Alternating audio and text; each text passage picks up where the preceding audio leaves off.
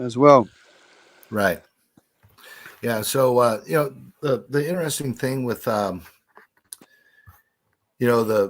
dispersion, if you will, after the Tower of Babel, it said that the languages basically couldn't understand each other, so they gave up on the project and decided to go. But obviously, some remained, right? Because Yeah, Babylon is still everything circles between Babylon and Jerusalem. There's no separation. They may talk about Greece a little bit, talk about Persia a little bit, talk about this, but everything's separate. Is circled around Babylon and yeah, Jerusalem. So Jerusalem, uh, the occupation and things like that. When um, obviously after the going back after the Egyptian, you know, uh, captivity, they went to the Promised Land, if you will, and they ended up there. Everything was fine until you know the Babylonians and the Assyrians decided to come into play on that. So yeah, you had the captivity, which a lot of other people moved in. So Jerusalem and Babylon, you yeah, have pagans versus God's own yeah. God's city, basically. And the thing is, with weakness, when people become weak, then the enemy becomes strong, and Yeah, that's what happened with Assyria. When Israel became weak and Judah became weak, then Assyria came in with force and relentless, you know, uh, right, destruction. They just destroyed everything, killed everybody, that was in their way. right.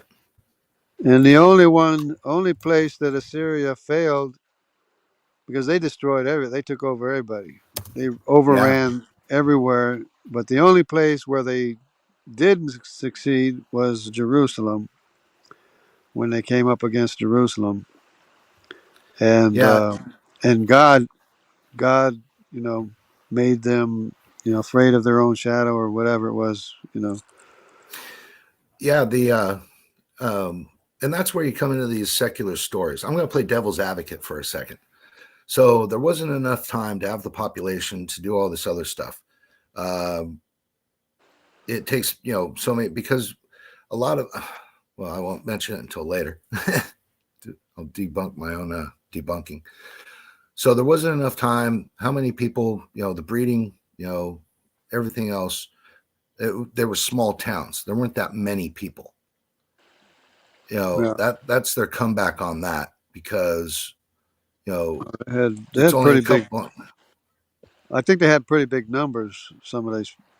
Oh my Uh, gosh, yeah, it was over millions. Um, well, in order to, however big the Tower of Babel was, it's not there anymore. Obviously, it was knocked down and whatnot. But if you look at some of these, look, just the pyramids, just yeah, the pyramids, you have what, 370-ton polished granite stones, yeah, and the red granite comes from Central Africa, which is 400 miles away, past the mouth of the or the start of the Nile River. So you just can't float it down the river straight off the bat. There's no quarries next to the Nile River, next to Lake Victoria. yeah, So that's all jungle there anyway, right? yeah, So you've got to get these. I don't know if they split the stones up or whatever, but there's 370-ton stones, yeah. and they didn't have cranes back then. I mean, how long did it take for this project? See, that's the secular thing, right? So it must have taken hundreds of years to build this.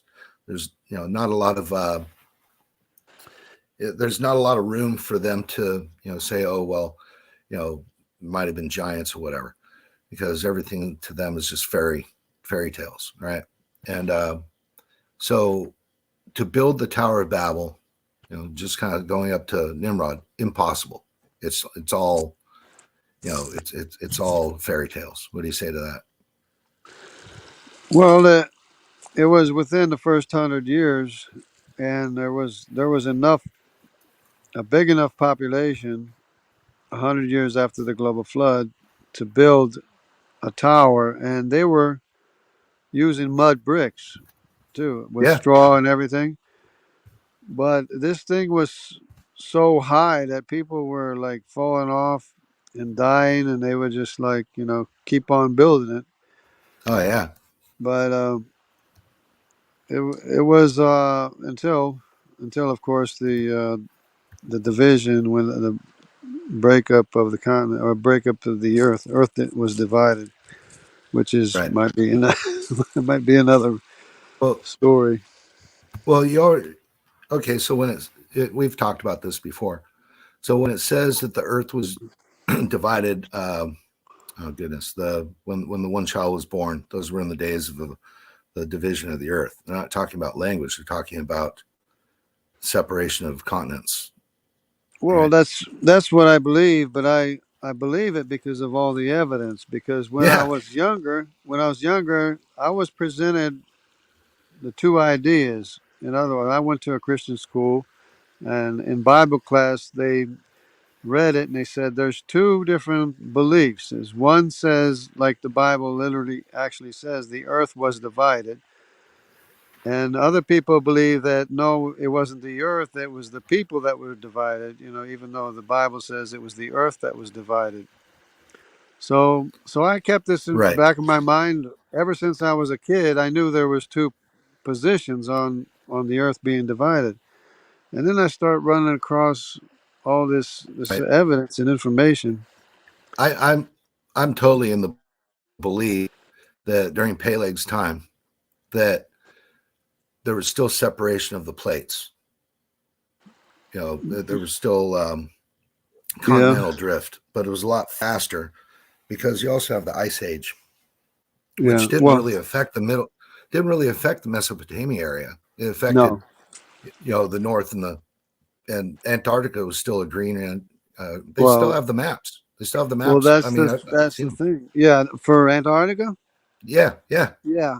Well, see, that's the thing. I'm thinking that Antarctica might have been drifting to itself, and while the other yes. continents drifted north, I'm thinking Antarctica could have drifted south, because if they had maps and they have knowledge of all Well, the rivers and everything yeah. and the shoreline and the rivers, then that Well, means it was likely, you know. I'll bring it up in a second, but you know the big bite of Australia, right down south. Yeah, It's the lowest part there. Yeah. Guess yeah, what fits in there? Guess what fits in there? Antarctica, Antarctica. Well, see, that's the point. I That's the know. point. What I was getting to. You've heard of glacial striations? 100%. Yeah. Yeah, there's what's called glacial striations. It's markings that the glaciers leave or left on the rocks, on top of the rocks, and they can tell which direction the glaciers were moving. So the glaciers were moving from south to north. Now these glacial striations exist in South America, Africa, India, and Australia. So they all have glacial striations from Right. the first ice age, right after the global flood, going from south to north in all these places, because all these places were all connected together, because the sediment layers line up, the fossils line up, and the glacial striations match too. There was kind of like a center place in Africa where it may have been going in all different directions, but other than that, from South America and even Africa and India, they're all going south to north, and Australia too. But let's go back to the Peleg thing. Okay, so that was more about it than I do. I'd have to look in the Bible and see how many years. Just rough estimate from Peleg to uh, Nimrod. Well, that's just it. Nimrod was building the Tower of Babel when Peleg was born. Peleg is one of the ancestors of Abraham, but he was named Peleg because the earth was Was divided. Peleg divided. Peleg means Yes. in Hebrew, Peleg means divided, but in the later Aramaic, Peleg no longer means divided. It means as the waters flow, or where the waters flow between the continents. Right. So, it went. How can you go from meaning a word meaning divided to as the waters flow? It doesn't make sense unless you understand what it's talking about. It's talking about the breakup of the continents and the waters flowing between the continents. It makes all the sense in the world. Yeah. and Yep. so Nimrod had this project of the Tower of Babel to reach to heaven, and God put a stop to it. And that's when there was a second catastrophic event similar to the global flood, only not quite as severe. But the lifespan of humans was cut in half a second time from the days of Peleg on, because That's yeah. because in the global flood, the lifespan was cut from almost 1,000 years to less than 500 years. So people Yeah. were still living almost 500 years until the day Peleg was born, until the earth was divided. Then the lifespan was cut in half a second time to less than 250 years. I mean, yeah, Right. 250 years. So it was cut, the lifespan was cut in half twice. Once, the first time by the global flood, the second disaster was when the earth was divided and the lifespan was cut in half a second time. So I'm thinking it's another bombardment, possible bombardment, of asteroids and stuff. One could have been the Yucatan Peninsula, which could have caused the breakup to begin with. And since all the landmass was on one side of the South Pole, the Earth would be wobbling to begin with, and then if it was hit by some asteroids or something and broke apart, it's spinning, right? So the centrifugal force would make the continents move once they're broken apart. They just all move north, right? But Right. the interesting thing is the flipping of the magnetic fields as these continents are moving north and separating from each other. Africa is being separated from South America. These this the signature there's a signature there in the rock of the magnetic north and south pole flipping from Right. north as these continents are moving apart. So, which makes all the sense in the world if it was hit by some asteroid or something, and you have all this this magnetic activity flipping and everything, which probably wasn't good for health either. But Yeah. Definitely not. the interesting thing is that people have always wondered how the mammoths got frozen, quick frozen, with tropical vegetation in their mouth. I heard this when I And was a kid. When yeah, I and was a kid, How Russians were able to fry them like fresh steaks. yeah, They I heard this as a kid growing up, that the scientists found these mammoths with tropical vegetation still in their mouth, and they yeah. were quick frozen. And just to prove the point, they ate these mammoths. Right. And so then I'm hearing these other creationists saying, yeah, but they weren't all frozen. A lot of them were just buried and everything like that.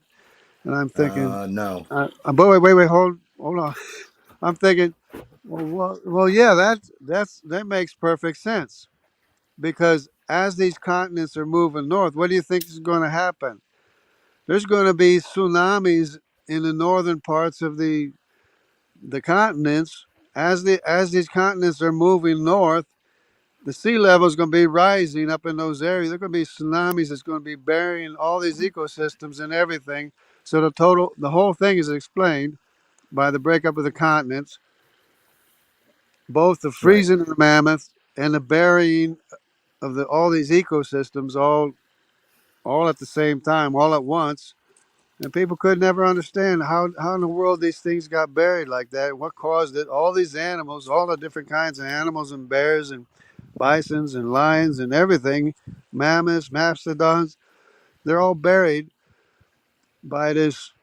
tsunami that they didn't know how that could happen. But it's all explained by the breakup of the continents in the days of Peleg. Right. And there would have been a huge shift. I'm not saying that America came from Europe all across the Atlantic Ocean. It was probably far enough away, but there would have been a lot of shifting with, the Well, European continent.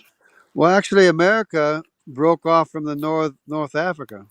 You can see Yeah. if you look at the Right. map, you can see that it broke off from North Africa. But Right. there's sediment layers that cross from America all the way to Europe. There's sediment layers, these mega Right. sequences. They connect. They go all the way all over the place. Because They somehow connect the them. because somehow the original, you want to go with the South America, Mexico, on up into the United States today. You had the Mayans, the Aztecs, and then all the other Indian tribes. There's also some other things about, the true story of Christopher Columbus. Is it real? And things like that. The conquistadors definitely came over from Spain, but did they already know that they were there? You know, um, when you have Um, the exact pyramid shapes and things like that down in South America and Mexico well, compared to, yeah, there's a whole lot of stuff that we could talk about there because there were ancient copper mines in North America um, that to mine copper, and I'm pretty sure that it wasn't the American Indians mining copper in North no. America, but Well, they found a Viking ship up in Maine recently that's dated to what would be like the year 1000 or less, like the yeah, 900s. yeah, the Vikings would be interesting. That I think, as a matter of fact, the Vikings, the Iceland, I think they have the Semitic Y chromosome of the I haplogroup, Yeah. which makes sense that they would be a part. Makes a lot of sense. They would be a part of the people that went to America, exactly, because there's a signature of what I call the Phoenicians in the days of King Solomon. There's a signature of haplogroups, which includes the I1, the I2, the J1, the J2, the B, the E, the T, the R1B, and the Q, which is all a signature of the Mediterranean people, or like I would say, the Phoenicians that were traveling all the way to America. And those are the haplogroups that are found in America besides the Q and the C, with the Q is from Madai, the Medes, and the C is from Nimrod descendants, which is what the American Indians are. They're Q and C. But the other haplogroups that they have, because American Indians, Native Americans are taking DNA tests and it's coming back Mediterranean. And they're thinking, Mediterranean? How can it be Mediterranean? But they have Well, these haplogroups, which I just mentioned them all, which is a signature of the Phoenicians in the days of King Solomon that had complete control of the sea route, the whole Mediterranean, and all the routes of the sea past the Straits of Gibraltar, all the way up through the north to the Vikings, through the Vikings, all the way to America. And they were bringing back copper, gold, and silver for the temple, for the use of the temple. And some of it's still buried in there near the Dead Sea anyway, today. well, the And they tribe of just, Dan, the tribe of Dan, right. they all, yeah, Those are the Vikings. The D, I mean the D, yeah, the I Danish, one, anything Danish, anything with Dan. the I1, the I2. That's a Semitic haplogroup. Those are the Danites. Sardinia, Yeah. Danube, Denmark. That's and the Vikings and Iceland and everything. Anything with a I haplogroup, that's Semitic. Those were the Danites, the shipbuilders. Danites were shipbuilders that were a part of the Phoenicians, the quote unquote Phoenicians, who were going through, had total control of the Mediterranean, all the way up until the war against Carthage, when the Romans beat Carthage. They had total control of the sea all the Right. way to Yep. America. Yep. But all that knowledge, all that information was lost until now that we have these haplogroups, basically proving that there that in the days of King Solomon, the Phoenicians had trade routes all the way to America. Correct. And how do you think the conquistadors knew how to go to Colorado, find the gold? Yeah, well, they probably heard. They could have Yeah. heard about it, but you keep hearing about these Hebrew inscriptions all over America and everything, and it's like, well, how could that be? Well, Right. if the Hebrews were going to America and mining gold and silver, And that would pretty much explain it pretty well. And back in the day, in the ancient times, when they would travel, it would be like a ship would leave, and the whole voyage would take like 3 years to get there. And it'd be like 3 years to come back, and that's the way they traveled. They just, regardless of how much time it took, they made all of these trips all over to the Philippines, the land of Ophir, or the Philippines, where it was yes. the land of gold and everything. They would Yeah. make these 3-year trips, go all the way to the Philippines and then all the way back.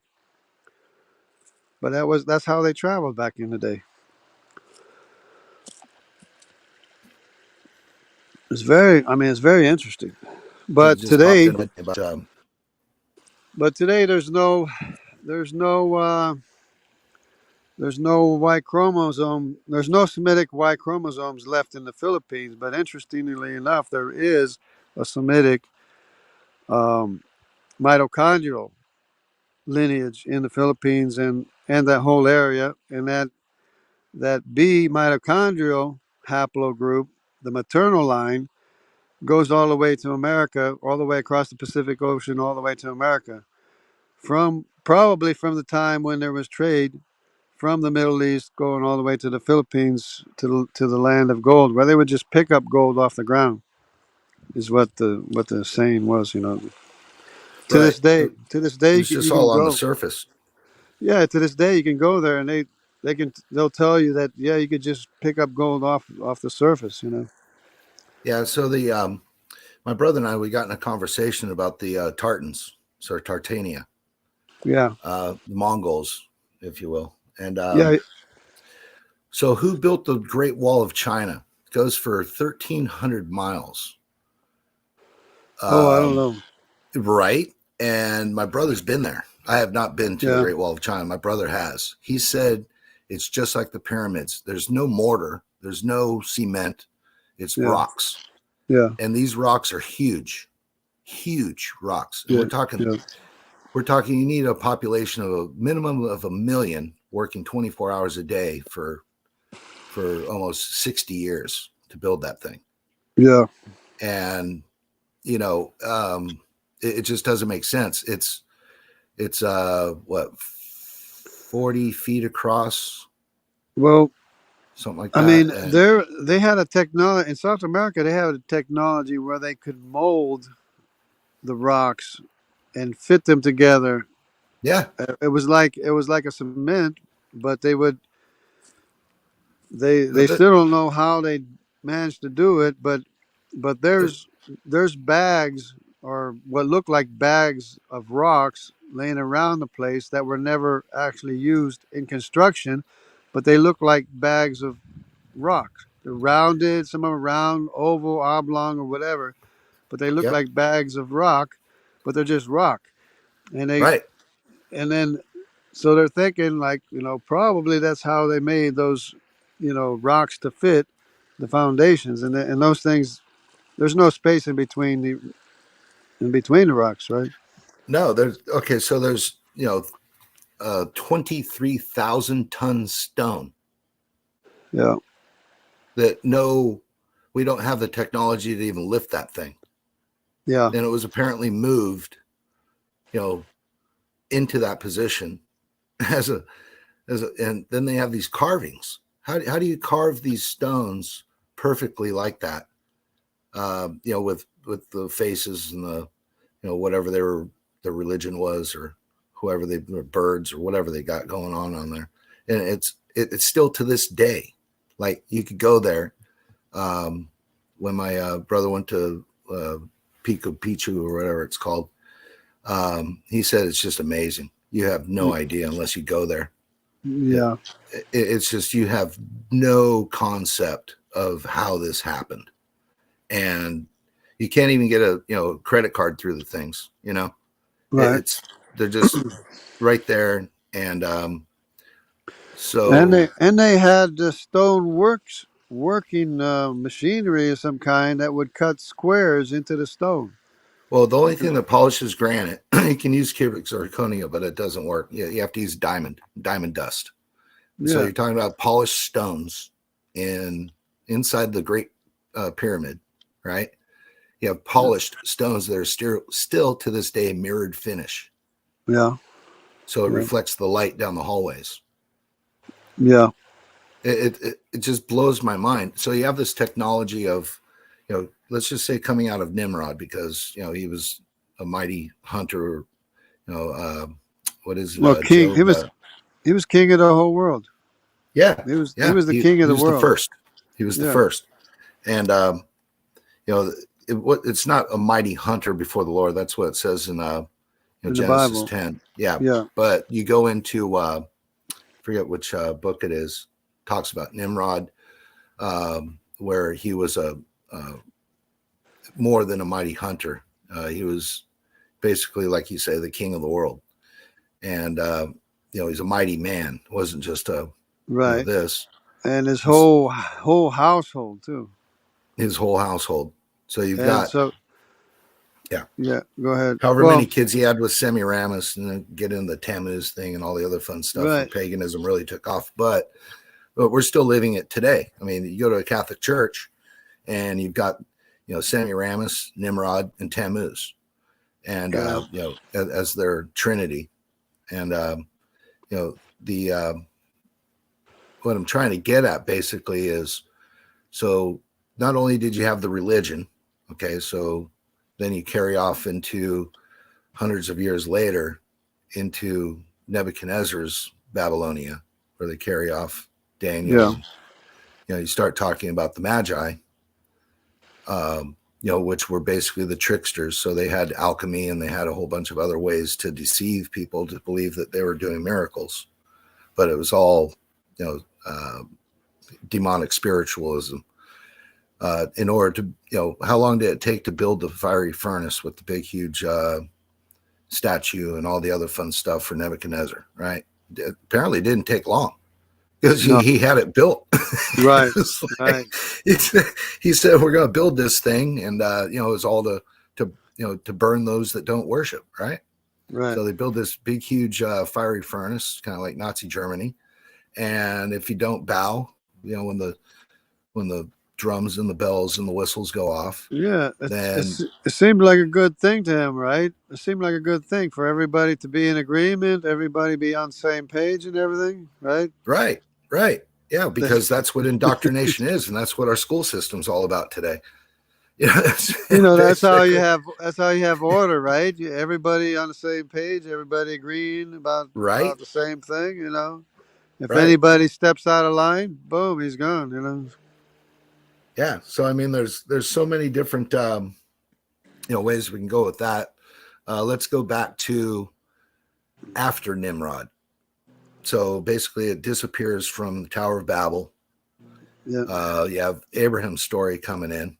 Yeah. Right? There was a point I wanted to make quickly. Okay, go ahead. Hopefully, if you notice if you remember the Sumerian carvings, they have the wall carvings and everything. That's where I grabbed the icon to put on for the live stream. Sumerian. Yeah. Those Sumerians. Oh, okay. Yeah, but if you look closely at the descendants of Nimrod, which I would say, I'll just go ahead and say they're probably descendants of Nimrod. They would be the ruling class of the Babylonians or Assyrians, as depending on what the time was or whatever. But if you look closely at the images, they have the the braided beards and and the hair. But if you look close at the back of the neck, you can see the hair bunched up in the back like a ball, Yeah. and to me that just screams descendant of Nimrod. To me, I don't know, and because Right. then of course his descendants would be a mix because the L maternal haplogroup all went to Africa. All the Yeah. descendants of the wife of Ham, the maternal lineage, all went to Africa. So the descendants of Nimrod don't have the maternal line of Ham. They have the Semitic maternal mitochondrial DNA. Right. So you can see, you look at them, you can see their noses and everything. They look a little bit Semitic and everything, but you can see the hair, almost like a hairnet, bunched up in the back of their neck. And to me, it's just, it just screams Nimrod, descendant of Nimrod. Yeah. But I'm they gonna. were the ruling class. Those were the elite. They were the elite, and they were big too. They were like giants, and they were the elite Yeah. ruling class of the Assyrians. I'm That's all I gonna. want to say. I'm gonna figure out how to share screen here. I can't really remember, but I'll. I'm gonna share screen of something I put together when I was talking with CJ Cox about Easter. It's paganism and all that. And Yeah. but basically, this is this is the way that it Oh goes yeah. here. Let's Oh see yeah. here. One more thing. Share One more screen. thing about the Assyrians. The the Assyrians in the Bible are linked to Nimrod. When God promises Israel, you know, deliverance Yeah. from Assyrians, he includes Nimrod. He says the Assyrians and Nimrod. So the Right. Assyrians are a Semitic group with a Semitic G haplogroup, Yeah. paternal lineage. But the ruling class are the descendants of Nimrod that have the C paternal haplogroup, and of course the C went all the way to Europe too, all the way through the Mediterranean, all the way to Europe. There was C, and that's in fact that's why the scientists say that the early Europeans were darker because of the Right. descendants, the C descendants of Nimrod. So everything fits together. Everything is explained. Everything fits perfectly. Right. Can Yeah, you go ahead. see that on screen? I don't see anything yet. Okay, hold on.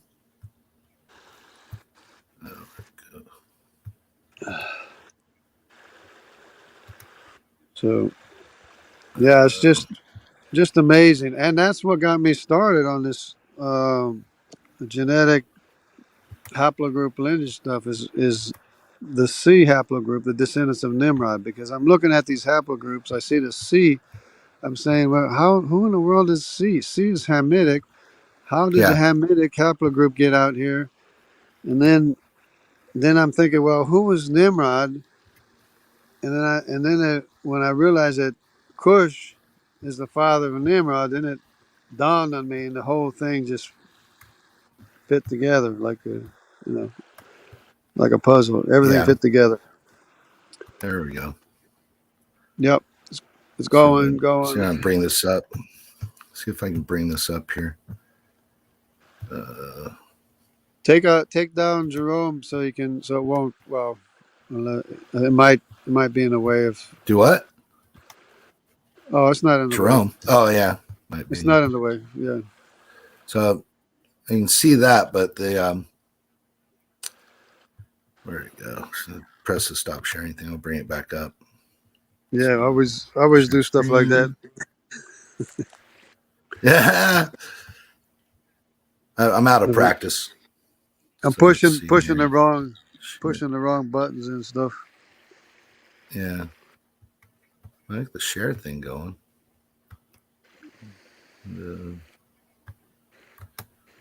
But it's really amazing, and even the mitochondrial lineage is amazing too, because there's Right. records saying that Madai, who is the son of Japheth, asked to marry one of the daughters of Shem, which would be the Semitic mitochondrial DNA. So to this day, there's two Semitic mitochondrial lineages. One goes to Asia, through Asia, all the way to America. The other one is the Middle Eastern mitochondrial lineage, which includes the bee that went to the Philippines and all the way to America across the Pacific Ocean. There Very we interesting. go. Okay, now I need to share this, but it's not showing. I have to open up the file. So I'll share that, and I should be able to go open. Should be able to open up to go to the. Open the file. Yeah. Like that. Yeah, you have to. Did you share a Here. screen? Oh, yeah, you shared screen, but you have to put it. You have to open up the picture Yeah. so. Right. I know.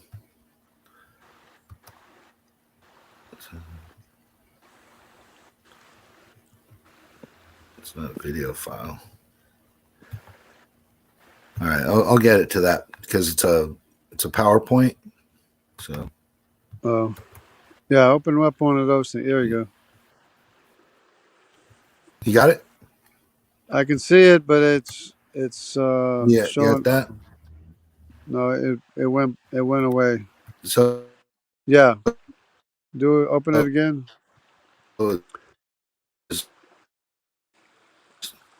It's This well. I think it's taking up one. your. Might be taking up some of your bandwidth.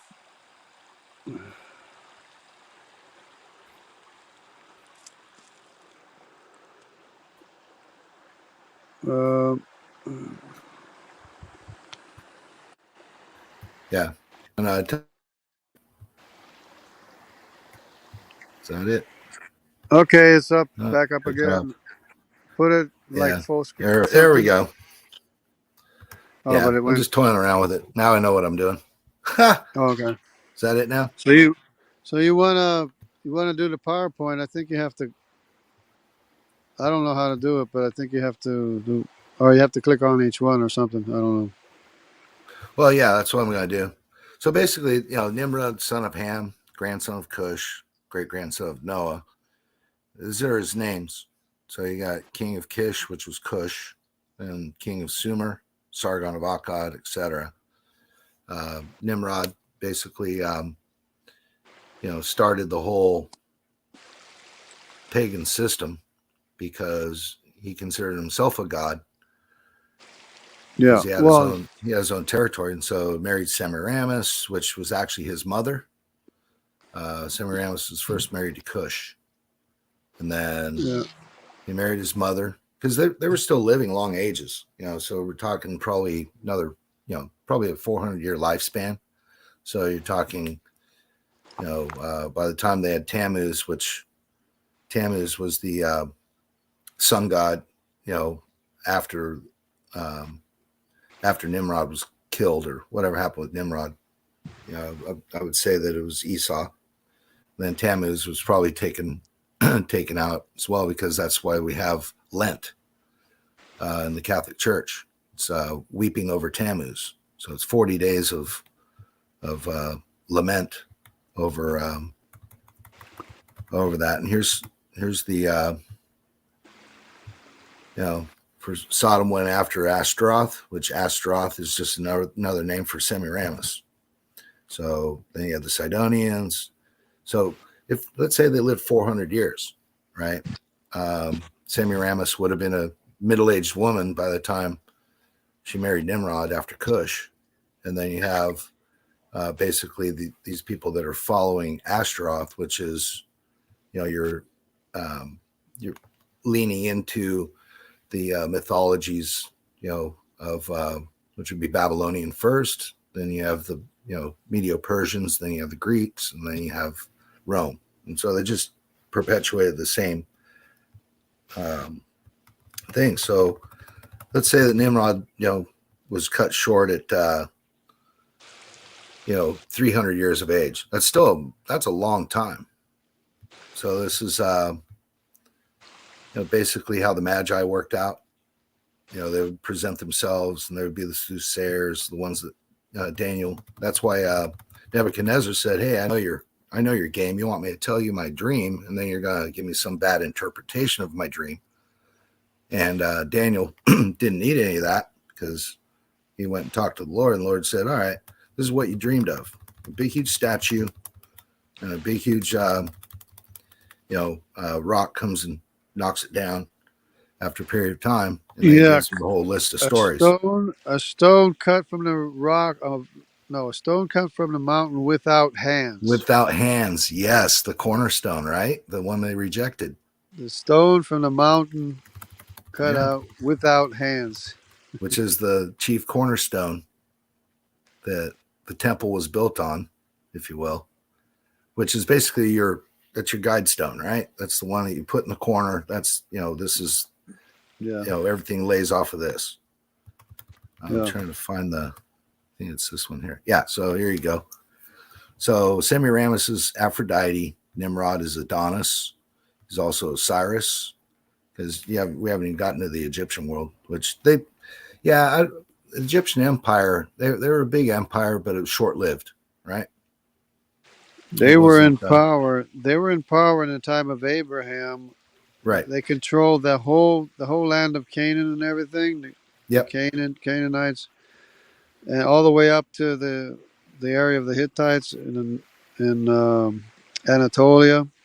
Yeah. Egypt had total control over the whole area until Israel left Egypt. That's when they lost power. Well, they lost all the firstborn of man, and then they lost all the firstborn. So they lost the heir to the Pharaoh, right? And they also lost every firstborn of every animal. So cattle, sheep, whatever their livestock was, right? Yeah.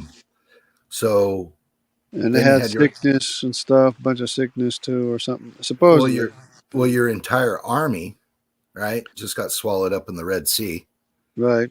Yeah. And people are like, oh, how, parting the Red Sea and all this. Well, nobody ever talks about there is a shelf there.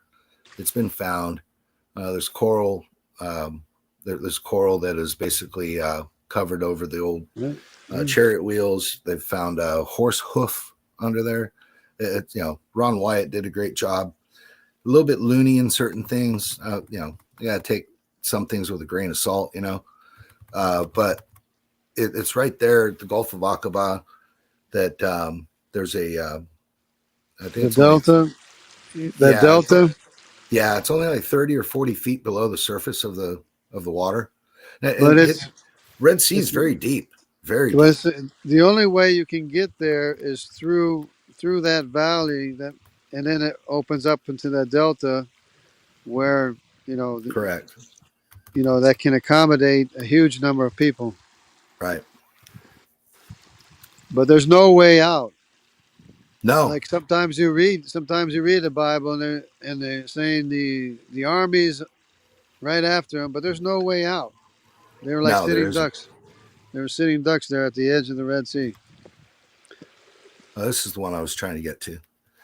So that's where the whole I did the Easter presentation of how it was way back in the days with the eggs and all that stuff. So you had set up. So the Queen of Heaven, Ashtaroth, Semiramis, that's the Queen of Heaven. And that's what Catholic Church calls their Mary, Queen of Heaven, right?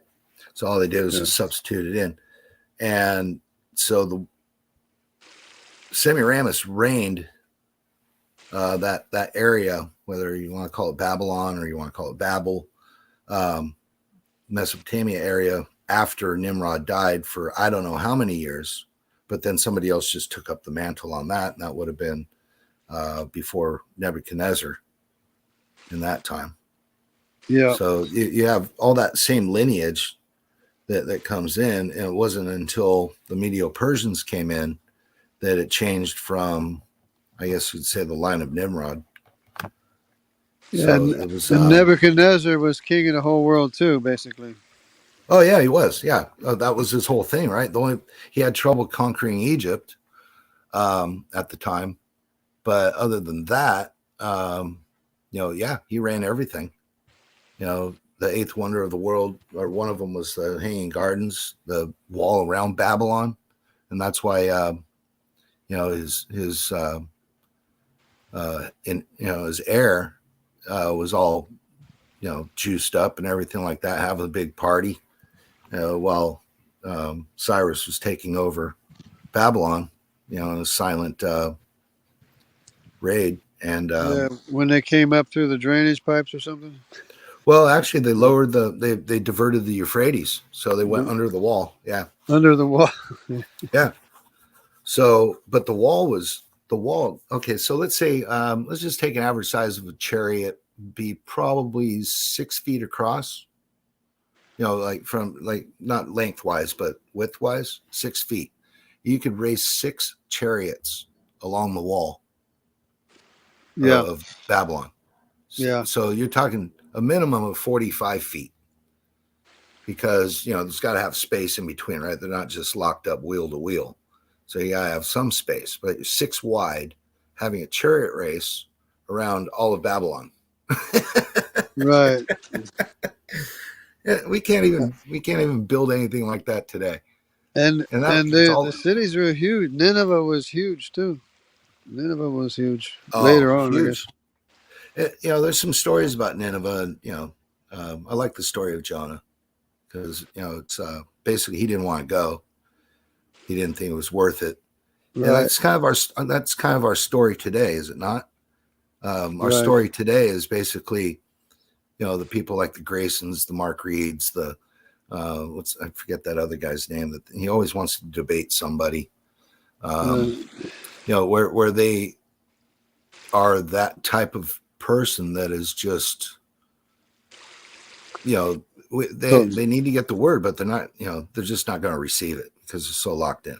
They're totally misinformed. I mean, they're so far removed from reality that you have to explain everything to them like a child, like a baby. Grayson. They don't even get it because, well, Grayson's all locked up in his world. And then you got these guys, Jehovah's Witnesses, the LDS Church. They're just following along in the same rhythm. Only they're apostates. It's just, it really is a shame that there's just too much of a. It seems like a tough battle, but if you look at Jonah, he didn't want to go to Nineveh, but he was spit up. And guess what they worshipped in Nineveh, because it was a sea right on the sea, Dagon. And so a fish blows out this guy on the beach. And they all repented. They all repented. Yeah, because he was a priest of Dagon all of a sudden, right? So, I mean, I'm not going to lie to, a person like a Grayson or a Mark Reed to gain favor. You know what I mean? I'm not into that. I'm only going to tell them the truth. And, the main focus of telling the truth is truth will set you free. And they need to hear the truth, but they're not hearing it. They just hear themselves. I mean, I care for them. I care for all of them, all those atheist people, because they're so misled and so misinformed. I mean, and it's really.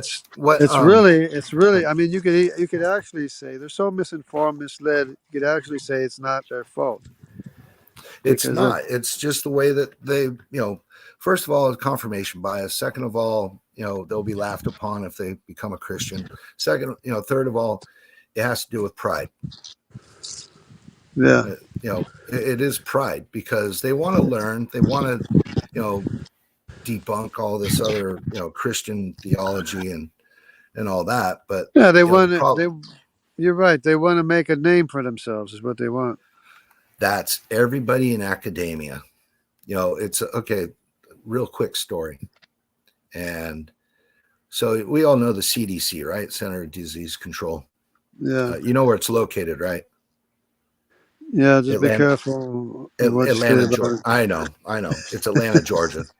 It's my story, but it's Atlanta, Georgia. Okay. Yeah. So it was late October. Son just had his birthday, all that other stuff. And I had raked up a whole bunch of leaves because in East Tennessee, we have tons of oak trees, things like that. So I just raked up the leaves and I was waiting for them to be picked up, right? Well, the kids decided to play in the leaves, which I thought was great and everything like that.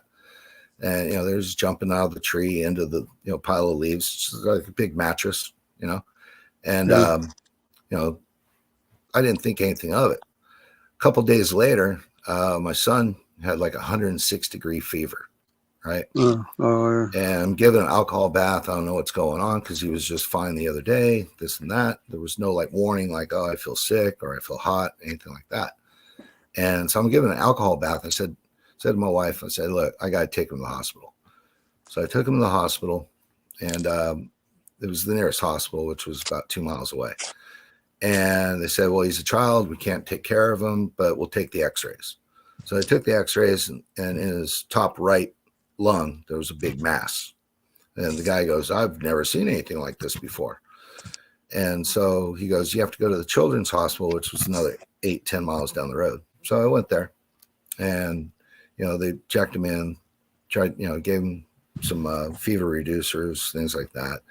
And I was with them. And luckily we had 2 cars at the time. So wifey comes down with my daughter.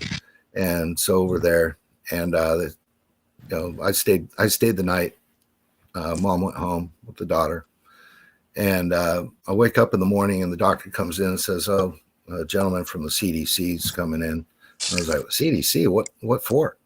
He said, well, we sent them down the pictures of the x-rays, and this is, it seems like there's something different. And so anyway, I said, all right. This guy, seriously, Richard Dreyfuss, right? From Jaws, that guy?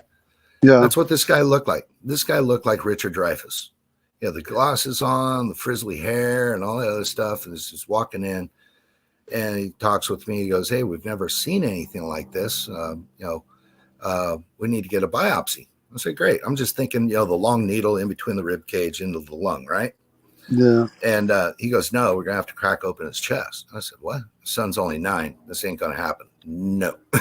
He goes, well, we have to get your consent. I say, you aren't getting any consent. I'm calling my dad. My dad's a physician. So he drives 100 miles up to where we're at and walks in, takes one look at the x-ray, goes over to the CDC guy. I already filled him in on the whole thing. He goes, you've never seen mold before? He goes, what do you mean? I said, this is a mold spore that grew up in the lung because it's the perfect spot for mold. And they were going to go through all this stuff, which, would have been complications for my son because his sternum would have been ripped out and all the other fun stuff. Would have had complications later on. But he was trying to make a name. The CDC guy was trying to make a name for himself, trying to find a new, like a cancer or something like that, right? Yeah. And he was trying to make a name for himself. And he was going to do anything in his possibility, whether it was harmful to my son or not, to get that done. And all it took, literally, my dad told the nurse, said, hey, start him on, this antibiotic. It was a really heavy antibiotic with IV bag, all that. And that went on for 6 days. After 6 days, the mold spore was gone. Yeah. And the only thing he suffered with was a little bit of asthma for a while because it killed a lot of bronchi. And so if I didn't have my medical background and my dad wasn't there, Lord knows what would have happened. They could have had everybody in masks back then. It's just like I was just like, wait, this guy comes up, wants to, because he saw the x-ray, thinking, hey, this is something we've never seen before. Because literally it was a perfectly round, about that size in his little lung. And so anyway, that was my first taste of the CDC, and I don't trust those guys at all. I mean, and that's what a lot of these kids are going into these sciences now because they're godless and they want to find the newest thing of why and what. Like when Mark Reed brings up nylonase, oh my gosh, really? Nylonase has always been able to live off petroleum. Guess what nylon is? It's a petroleum product.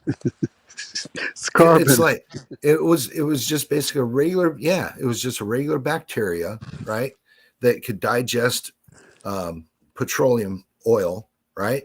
Yeah. And nylon, plastics, polyurethane, everything is made out of freaking petroleum. Yeah. So don't tell me this nylonase. No, all they did was put it in an environment to see if it would do it, and it did it because guess why? It's made out of the same material that they could digest. Now it's probably harder to digest. Probably the difference between like a digesting a donut versus digesting a stalk of celery, because of the roughage, Yeah. But anyway, so yeah, getting into that other side, we have okay. So after Nimrod, and then I guess the next empire, because obviously Tammuz is gone, so somebody would have taken over in that area, but it kind of follows through Abram because he went to Egypt, right? Yeah. Yeah. So the Egyptians are they what because they seem to compromise a little bit. Like Nebuchadnezzar was a different, I guess, a different sort, because he wrote chapter 4 of Book of Daniel. Yeah. It's the only other than Luke, he's the only Gentile to write in the Old Testament, in the Tanakh. So yeah, so where do the Egyptians come in? How much different are they than, say, the ones that were in Mesopotamia or China? Well, the Egyptians are referred to in the Bible as Mitzrayim. Mitzrayim is the son of Ham, Yeah, and Mitzrayim had lots and lots of sons. right. He's the one besides Ham. He's the one that had lots of sons. Well, Canaan had lots of sons too, but they were like in the wrong place at the Well, wrong curse be time. Canaan, right? Yeah, yeah. Canaan had lots of sons too, but there's not a whole lot surviving. There's some in Africa. There's some going all the way to China. The ones that left Canaan went all the way to China. They're still surviving.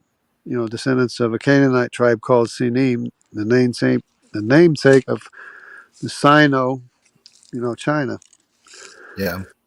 And but other than that, there's not a whole lot left of Canaan. But Mitzrayim had lots and lots of sons. It would be the E3 in Africa, where it's just all over. It's all over the place. It goes, except for some parts where there's A and B. In in those parts, there's not might not be as much E, but everywhere else, it's just all descendants of Mitzrayim, E3. Because Interesting. then, because then there's E2 and E1. E2 is probably Canaan. Seems to be like Canaan. E1 would be the descendants of Put. It's like in Western Africa. And E3 is descendants of Mitzrayim. And then there's A and B, which is the descendants of Cush. And C, which is descendants of Nimrod. So the lineage is there, yet they don't want to see it, or is it something they just bypass on purpose? Like, Who doesn't want to see it? well, the one guy that there's a few controversies with, that Answers in Genesis guy with yeah. Well, I'm not sure exactly what he thinks is Hamitic. I think he thinks A and B is Hamitic, but I don't know about C, what he thinks about C. But somehow he thinks that what I would call the Japhethites, he thinks those are all Semitic. In other words, all the northern nations in Asia, he thinks that's all Semitic. That'd be Dr. Jensen, Nathaniel Jensen.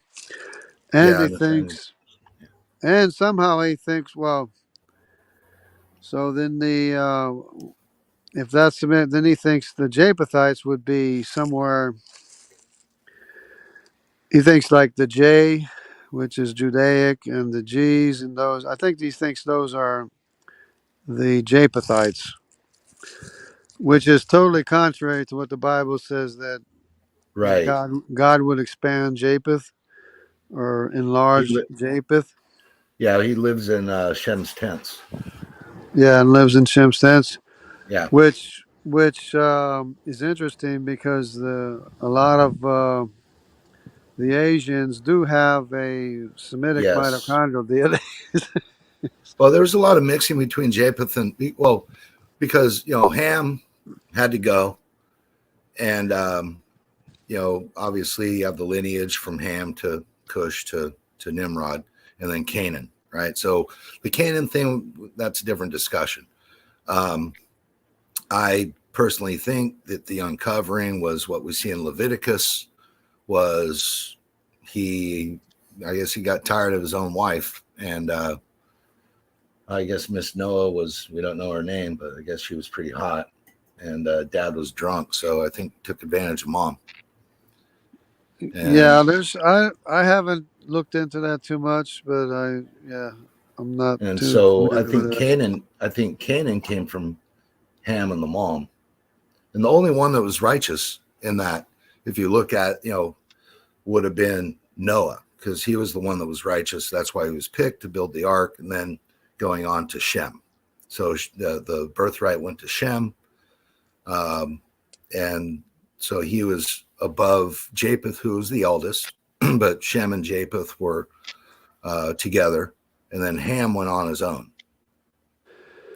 Yeah, most of Ham went back to Africa, including the Hamitic mitochondrial lineage. All went to Right. Africa. All the L's, those are all Hamitic mitochondrial lineages, and they're all in Africa, and they almost non-existent, everywhere else except for later on. And so that's the other thing that every secularist wants to claim the out of Africa thing. Right. I think But it's there was the no, other than Egypt, there was nothing built in Africa. Yeah. Well, I mean, that's the thing is what my point is on the haplogroups that they want to say out of Africa because they have these SNPs, what they call them, SNPs. Yeah, They're single nucleotide polymorphisms right, that connect the different lineages together. So their claim is that the C, which I believe is Nimrod, is the link where all the other nations came from. In other words, they're not claiming the rest of the nations to be a relative of C. They're claiming that they're all descended from C, which is kind of strange, but well, that's what the claim is. so the dispersion from Babel, whatever languages they were speaking at the time, they would have stuck with the people that they could understand. Well, that's what happened. In Yeah, when the continents broke apart, it was such a catastrophic event. What's the first thing you're going to do? You're going right, to run back to your family. Everybody isolated into family groups and began speaking their own languages. right. Yep. I mean, it's so simple. Yeah. They make it so complicated, like because the out of Africa thing, you have to accept that in order to be in academia. You really do. Well, But that's the thing. we, That's the thing. When I was talking about the S&Ps, that's their claim to yeah, tie the people together to claim that the rest of the world is descended from the sea, which is out of Africa. They say. right. And that actually is a contradiction to not just the Bible. Okay, we'll take the Bible out of it, just to what we see as civilizations.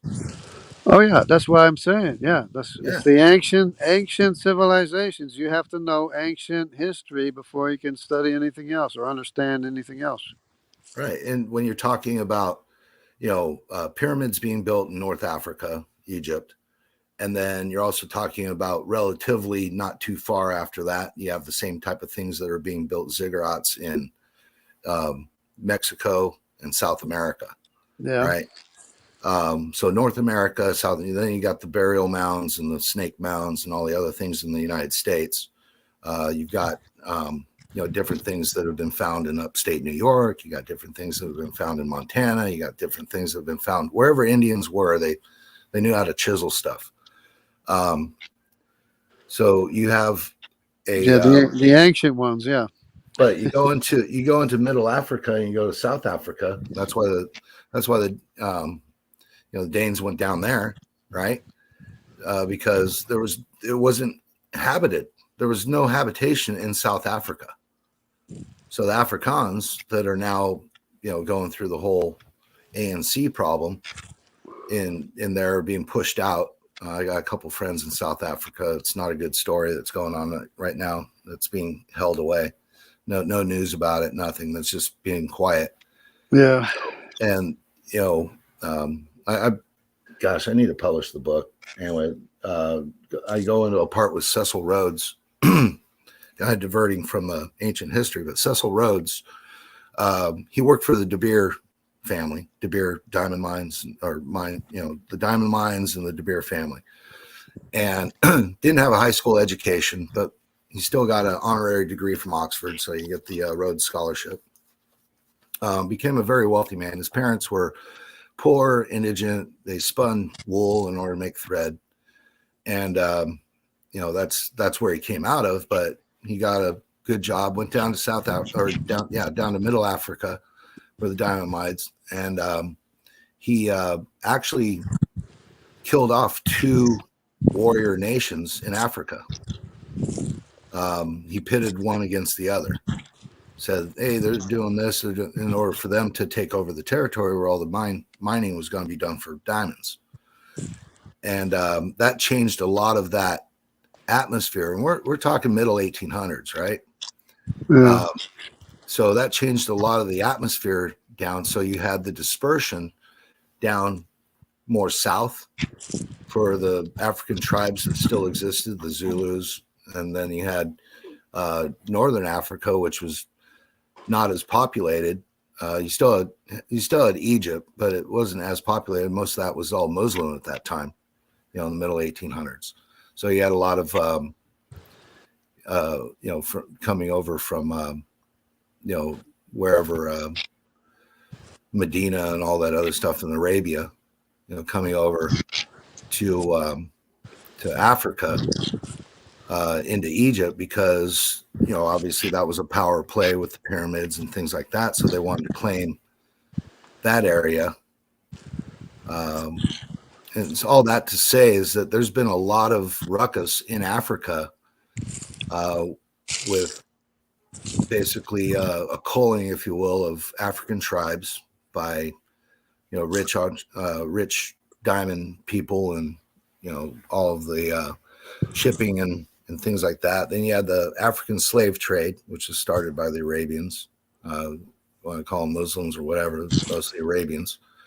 And so coming out of Africa, there's really no reason to think that, other than that's where they found Lucy. Because I think that's when that out of Africa thing really took off, was in the late 60s, early 70s. Yeah. Am I wrong? Well, the Lucy seems to me to be a way to try to explain the Laetoli human footprints that weren't too far away. I mean, relatively speaking. So Yeah. they couldn't explain the human footprint, so they had to invent a chimp that walks upright, Right. even though it was a arboreal ape that Right. walked upright in the trees. Right. But they had to, and it was very much smaller, and it wasn't human, because from what I understand, the human footprints have adults and children, and the children are stepping in the footprints of their adult parents, and that's Right. not something the chimp would do. No. So, but they invented Lucy, and they're drinking beer and listening to Lucy in the Sky with Diamonds, Diamonds. and they came up with Lucy. So you know why They they're drinking? You put know why all they're these bones drinking? together. Yeah, they're drinking, putting all these bones together, and voila, there's Lucy with Yeah. baboon Well, bones. okay. So guess what happened at the same time they glued all these bones together and put them in a shoebox? They were losing. It was time for them to renew their grant. Yeah, of course, yeah. It was on that day that they said, "Oh, hey, wait, Of They course. found this, and then they got a whole bunch of money, and then they found I don't know, a bunch of bones several miles away, and just pieced them all together and said, "Hey, this is what we found. It's a the missing link, right? How many?" Yeah. And then they did their whole museum pieces, and made Lucy a family with a husband and kids. Like Barney Rubble and Fred Flintstone. It's just Yeah. so, I mean, it's a great Even though story, they're only 3 foot tall anyway, but right? It's just like it's. I saw that they had it at they had that thing at the what you call it up in L.A. I was a kid, and they took us on a field trip for school and all that because they had just opened up the. was he 3 foot tall? No, No, they have them life size with human feet on, right? yeah, Because blue somehow eyes and everything, they found all these bones and they didn't find any feet or hands or feet. right? Well, so they No, put human feet on them. yeah, and their eyes were blue, like not they weren't brown. They were more like hazelish, if you will. And the fur was all nice and combed and everything, like they just came out of the beauty salon. It was Yeah, just like, and I think I was 12 at the time.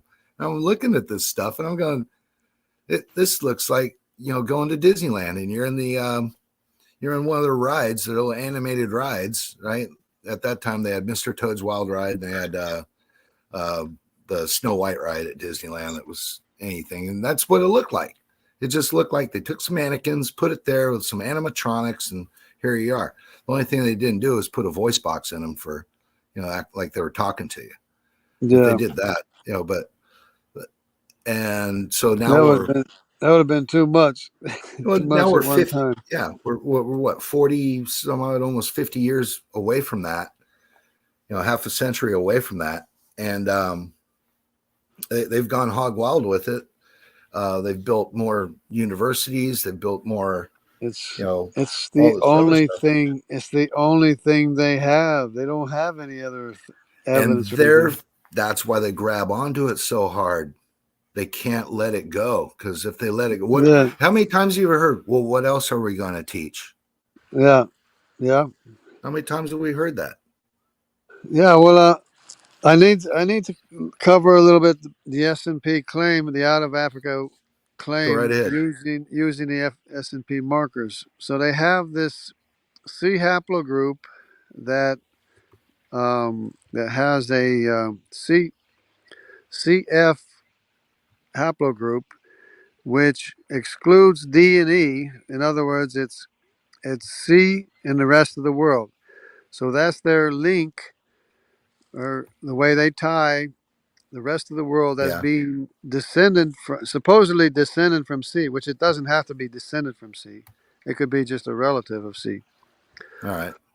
But that's what their claim is, because it's a real marker that the C descendants all through Asia or wherever the sea is shares with everyone else in Asia, everyone else in Europe, but not the Africans. Not the Africans A and B, not the Africans D and E. So that's their link to saying the rest of the world descended from Africans right there. The only problem is that the A, the B, the D, the E, they're the odd ones out from the rest of the world. Right. That snip that Nimrod has, he has in common with with the majority of the world, the rest of the world. And the odd ones out are the A and the B and the D and the E.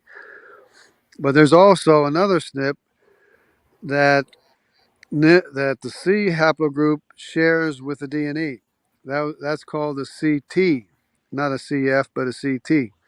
So that snip, the C shares, the D and the E have in common with the rest of the world. So they have that in common with the rest of the world. And then it's the A and the B that's the odd ones out.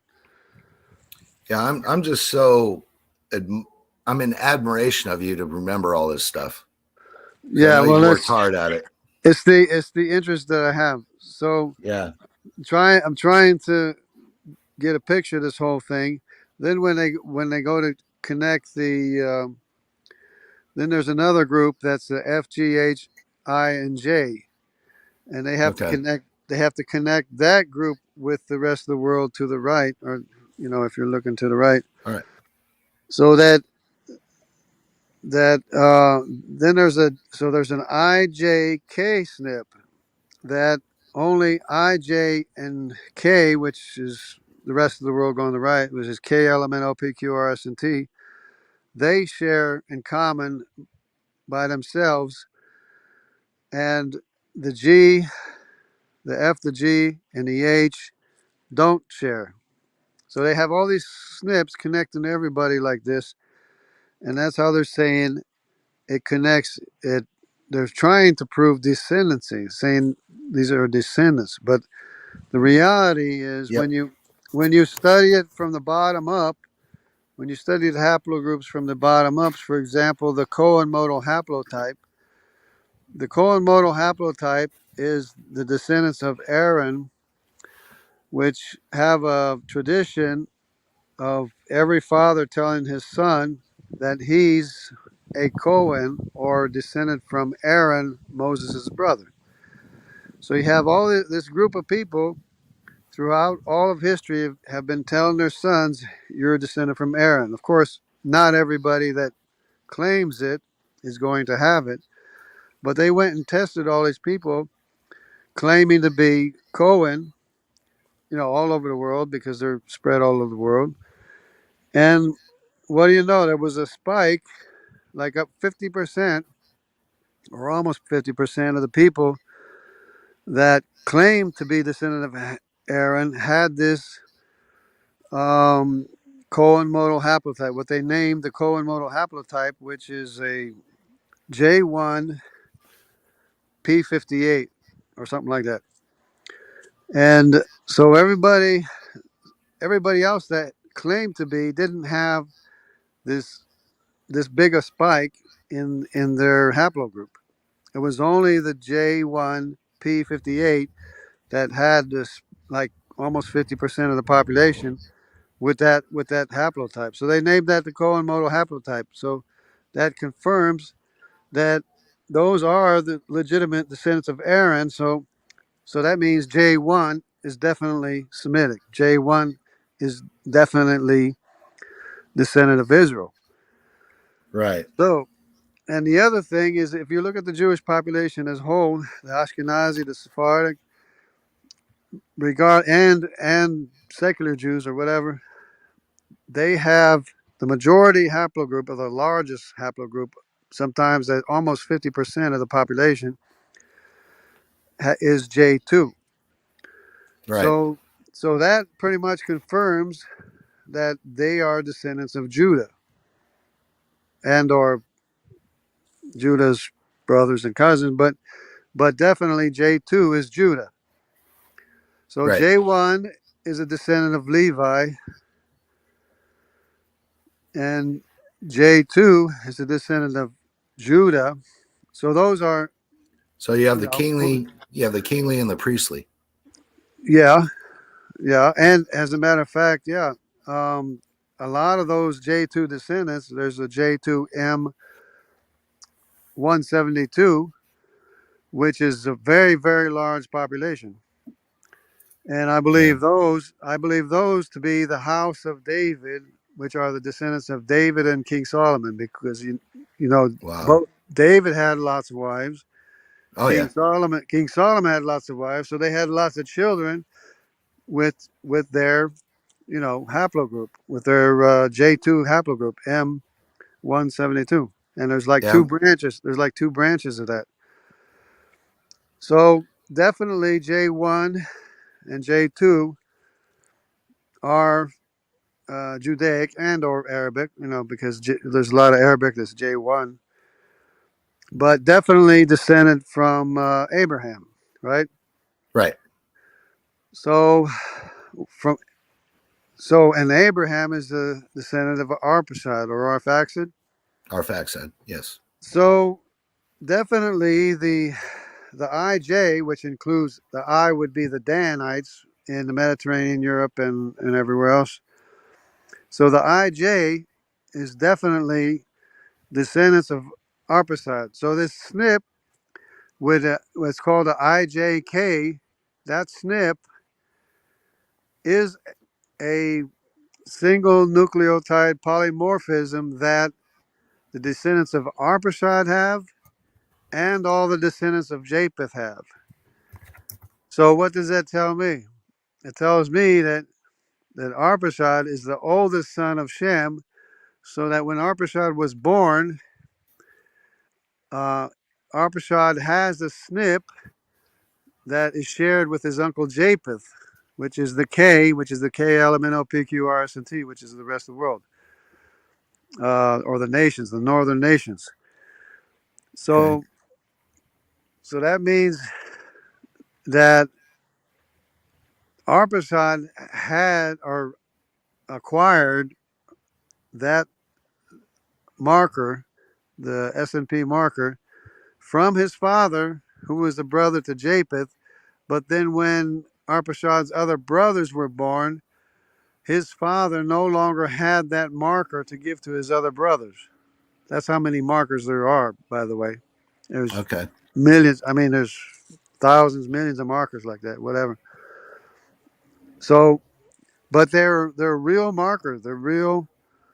It's a real thing that does connect the descendants of Arpachshad with the Eurasians, all the Eurasians, which are the Japhethites, which are, the Goyim, the nations.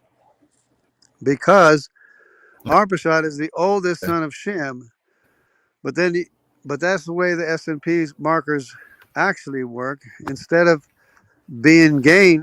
those markers being gained from left to right or from out of Africa, they're being lost from the oldest son of Noah, which is Japheth. The oldest son of Noah is Japheth. Right. So which genome is the more original genome? That would be from the oldest son would be the more original. In other words, Yeah. you have to root the tree with Japheth, the oldest son. Then from the oldest son, it's the oldest son of Shem, and then on down to the other brothers, and then from the Semitic group, which is the F, G, H, I, and J, that connects to the Hamitic family by way of the C, which happens to be Nimrod, who is the oldest son of the oldest son of Ham. It's a little bit complicated, but the odd ones out Mm. being A, B, D, and E, they're the odd ones that don't have the marker. So they apparently lost the marker while all the C descendants retain the marker that everybody else has. So instead Right. of going out of Africa from A to T, it's going out of Asia from the oldest son Japheth through the second son, which is Shem, to the youngest son, which Ham is the youngest son. He's Right. he's he's the last one to or in other words the youngest lineage, or not the less original genome as far as the S&P markers are going. So it doesn't, the markers are neither good or bad. It just happens to be a record or a history of of relationship, not necessarily descendancy, but it's a record of a relationship. So Arpachshad is related to his uncle Japheth, obviously, but his younger brothers don't have the marker that Arpachshad shares with Japheth, his older brother, as his uncle. But anyways, that's the way it works. Instead of being out of Africa, it's out of Asia. Instead of being gaining a marker going from left to right, it's losing a marker when you root the tree and Japheth going from right to left. It works out perfectly because everything fits together. C is Nimrod, IJ is Arpachshad, D is the tribe of Sinim, Canaanite tribe of Sinim that went all the way to China. You know, Right. that's everything works out perfectly. The mitochondrial fits up, lines up. There's two different Semitic mitochondrial lineages. There's the N lineage, which is the more Asiatic lineage, or which is Semitic, but it's in Asia. And then there's the R lineage, which would be the Middle Eastern Semitic mitochondrial DNA Wow, lineage. It's amazing. It's amazing. it is, and it's it's something that does need to be talked about, but it's in such small of a segment that really cares. Well, I mean, but the problem is that they're using that those S&P markers to claim scientifically the out of Africa Right, scientifically, right, but they began with the wrong assumption. They rooted the tree in Ham, which is the youngest son, and so they started in the wrong place to root the tree. yeah. So their assumption is wrong, so their conclusions are wrong. Well, they want the conclusions to be wrong because it fits their model. Well, it's their model fits their conclusions, what they Yeah, believe first, exactly. instead Yes, of following the actual evidence, and then especially the historical evidence, the the known historical evidence of Nimrod, who's the son of Cush, who never went to Africa. None of his descendants ever went to Africa. It's a right. known known historical fact. They went to Europe, they went all over Asia, but they never went to Africa. Yeah, it's a. I mean, it's. Yeah, I mean, what they accuse the creationists of doing is what they're doing. It's just projection. Yeah, but the It's difference is always the way they work. right. But the difference is that science is not our main focus. Our main focus is the truth of the gospel. Right. They're coming along claiming science disproves the gospel or the Bible or whatever it is they have a problem with, or Right. Adam and Eve or the serpent, like you said, whatever. But the facts still remain. The facts still Right. remain. There was a global flood. You know, we are the descendants of the 16 grandsons of Noah, all of which have their own haplogroup living today. Yep. And it's just amazing, the evidence. And, and then there's a breakup of the continents. It explains how the mammoths got frozen and buried and all that stuff. There's Yeah. a whole, so much stuff.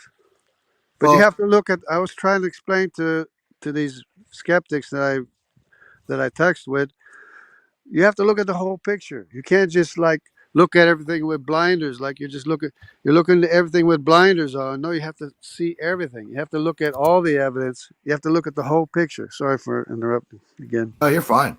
No, you didn't interrupt at all.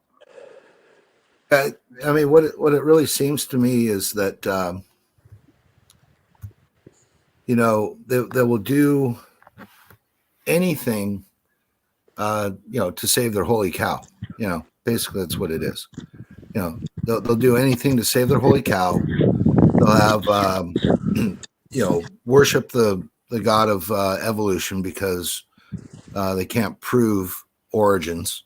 Yeah, Dr. James Tour goes through that it's explicitly. naturalism. Their faith is in naturalism, right? Yeah, That's and right. that's always been, but hasn't that always been? Yeah, That's always been. It's like, okay, we worship the cow because it gives us milk. We worship the bull because it's strong and it's fertile. All that. It's just and it's insane. yeah, and But those are the things that they try to attack us on is believing in all the the lightning, the thunder, yeah, the sun, and the thunder everything. god. Yeah, the thunder god. Yeah. But but but they fail to recognize or believe or see that every power comes from God. That there is no power that isn't from God. The sun is well, from God. The lightning is from God. The volcano. Every power is a power given by amen. God. Amen. There is, Amen. It, because He's the creator of the universe. Because He's the creator of the universe, that everything came from him, proceeded from him. And of course, everything's all been destroyed because of our failed, our disobedience. Right. Yeah. I mean, okay. So we all want to go against the adult in the room, right? So we always don't listen to the parents, and we always want to just kind of go our own way, find a better path, and it never works out. It Yeah, just never works out. You've got so many different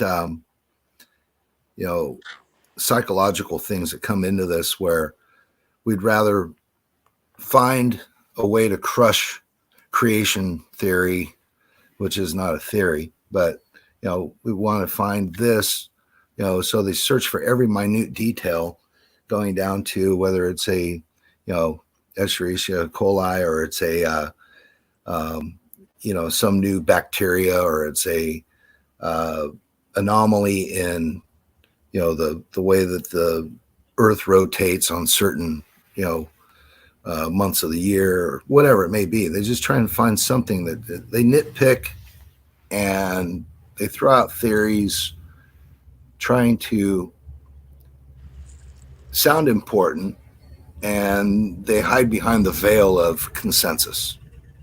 yeah. They think they know better. They think they know better because they Oh, know something. They think yeah. they know everything. It's in the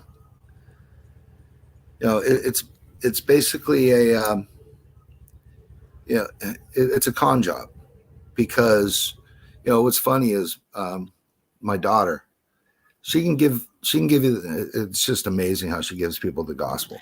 It just blows people out of the water. We gave birth to a person that really knows how to articulate and cut straight to without bleeding you out. Yeah, And it's just like literally 30 seconds done. And it's like people just go, what? Yeah, it's true. yeah, He raised from the dead, and you can't disprove it because it happened. Because Christianity is a real thing. yeah. There wouldn't be opposition to it if it wasn't true. Right. Well, yeah. I mean, they never found the body, and that's Yeah. silly to think that they couldn't find the body. Oh, they did find Cephas's, or not Cephas, Caiaphas's tomb. They found his Yeah, tomb, they and that found was, his. Yeah, it wasn't too long ago.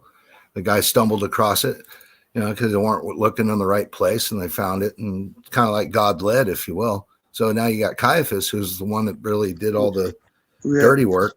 That And was one. That was one thing I was talking to Grayson. Grayson was saying, yeah, "Oh, that's all. That's all a myth. It's all a fable. The Bible's yeah, all a fable." And I'm yeah, saying they're almost on a daily basis. They're having archaeological discoveries right. confirming the Bible almost every day. At least they're working every day, finding all this stuff that confirms specific things that the Bible says. You Yeah, know, the bells from the priest's robe. They found them.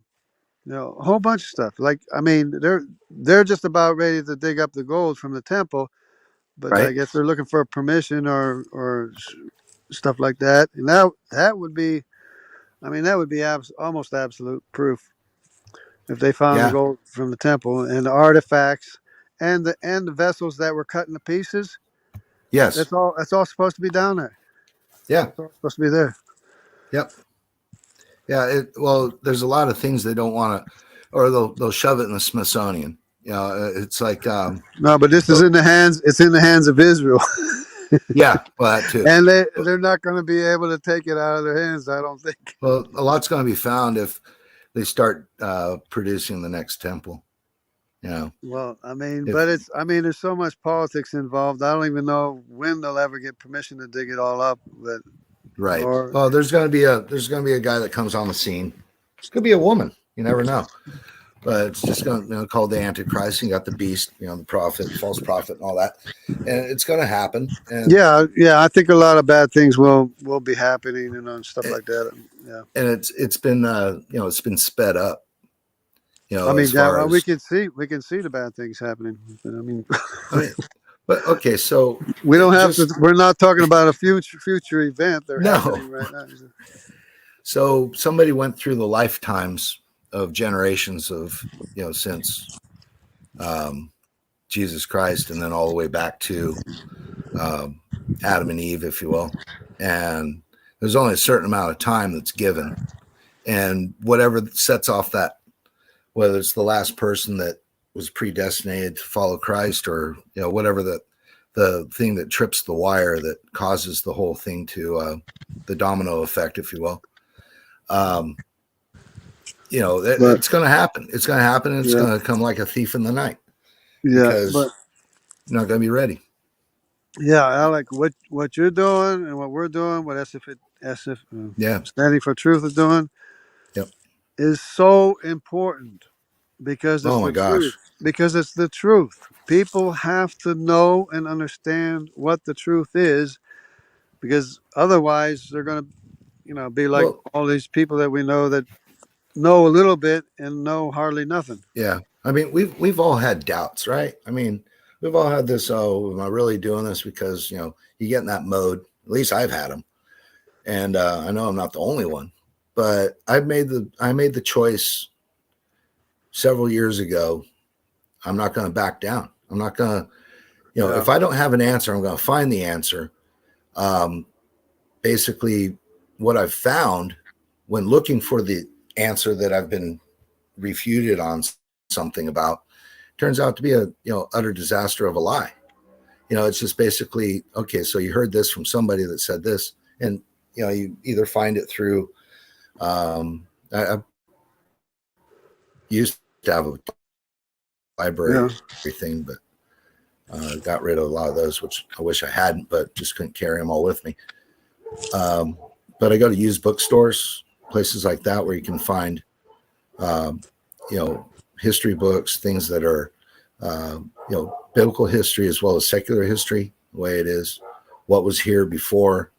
um, I always loved history. I mean, those types of things. But in order to refute somebody's lie, I used to be the one that would just basically be a bit too vicious with the return serve, yeah, But I learned to be patient and to understand that God's in control. He's going to give me the answer, and I'm going to be able to do it in a kind and gentle way to say, hey, look, I know that you got this yeah. information that you believe, but, and then go into the thing. I run into people all the time. It's just a myth, just a myth, just a I think, myth. Oh yeah, yeah, I think T Rock did a pretty good job last night, right? last night. Okay, Grayson couldn't understand a dang thing he was saying. Number one, And he was he wrong couldn't. about it. Well, his whole thing is, you saw him sitting back on whatever, the chair or the wall or whatever he's doing. And he wasn't really even listening. He would just come back with, oh no, that's not true. Yeah, You come back with like a, just make up you know, stuff. Just make up something. yeah. And we don't see that. Who's we? I hate this. And Mark Reed tried to explain, we're just a general population that believes the same thing. Well, find me 10 people in a room that believe in the same stuff. Put 10 people in a room and see really Yeah. how much they As a, believe as a that the matter other of fact, person believes. we believers are in more agreement than what they are. Yes, that's the way it All goes. over the world, all over the world. All We over the world. believers all over the world, in every nation, in every country, are in more agreement than any secularist could ever be with somebody else. Right. And what really perturbs me on the whole situation of talking to somebody that's just negative about it, they don't want to know. They don't Yeah, want to be. And I go back to, they think they have an yeah, excuse. They yeah. think they have an excuse. Why are Oh, I facts never. such a problem? Why are facts such a problem for them? It's like, Yeah, I throw my hands up to that stuff because it's, look, hey, these people, yeah, they have the new argument because there's a bunch of Muslims that go and martyr themselves, and there's a bunch of Hindus that go and set themselves on fire, and whatever it may be. Okay, I get it. But these people were fed to freaking lions. These people were, boiled in oil. They were burned at the stake, even by the Catholic Church, burned at the stake. yeah, And it's because they wanted to get the truth out. And through that, people started saying, well, I spoke to him one time and he didn't seem like a weirdo, but I'm going to check out what this is. And then it just perpetuates the word getting spread. Now, how much do we really have? I think we do have the word of God that we need, that God needs us to know. We have more than enough, way more than what we need to have, because a lot of Right. people went through life with hardly half or a fraction of what we have. Oh, the things that we found, and just I'm really, so I went to a Catholic high school, but the interesting thing was I was a Protestant, and was there because of sports. And the other side of it is I won the religion award 4 years in a row. So freshman to senior year, I won the religion award. And I asked Father Wes Iser why. He goes, because you're the only one that can answer the questions. Nobody cared. And, I would refute him. I said, first day of religion class as a freshman, how come there aren't any Old Testament saints? Like Saint Moses. And, we have statues of Moses. I said, you don't know what Moses looked like. I was that guy. I was that guy. You can't even find his bones, because they were contested, right? Michael said, "The Lord rebuke you." Because if you have the bone, you can turn it into a shrine, right? Yeah. Same thing with Joseph, wherever he's buried. How do you go from a guy who's in prison because of adulterous wife lies, and you come out, tell a dream for the Pharaoh, and you become basically, the next step to heir of the throne. That's amazing. That's the amazing story. Probably one of the most amazing stories ever. And Petrinsky works with Answers in Genesis and Creation.com or something like that. Petrovsky. So he has gone and done the studies on exactly where Jacob went while they were in Egypt before they became the slaves. So how long was the sojourning in Egypt? What and was it, Goshen? Was it the land of Goshen or something like that? Yes. Yeah. But there's a little island. So Joseph has been found. So Zampathanea is what they say in the Old English Bible. Yeah. Zapaphanea, something like that. And but he was also known by a couple other names that they found in archaeology in Egypt. And he's more of a linguist. So basically he can read the hieroglyphs and he can translate them and everything. So what ended up happening was he proved that Jacob and all the 12 tribes were in Egypt at the time. And they grew. And when, the time of famine came and everything, after that, the Pharaoh died, and I guess the Joseph, passed away and whatever. And so the next in line took over, and that's who raised Moses. So that's a story unto itself, right? And that's another really interesting story, because Moses was raised with all the education of Egypt. He had the Library of Egypt, which was he could all the king's men and all the king's horses right there in front of you, and you're being taught the whole. Now, he wasn't the heir prince, right? But he was considered the adopted son. Yeah. Because he was Pharaoh's daughter's adopted son. So he was part of the family. That's how that worked, right? All the lineage. Here you go. Yeah, he wasn't just a Hebrew. He wasn't just a Hebrew. He was raised with all the education of Egypt. Yep. All of the education and knowledge, everything. He knew everything. Yeah. Everything. And it blows my mind. I was watching have you ever watched what's that guy's name? He's a Jewish guy, does the archaeology stuff, does biblical, he goes out to the places. Why do they think that Mount Sinai is in the Sinai Peninsula? Was it, you say Joel Richardson? Not Joel Richardson, right? No, he's a Hebrew guy. He's Jewish. They call him something archaeologist, naked archaeologist. Is that him? Oh, I don't know. Anyway, I watched a couple of his.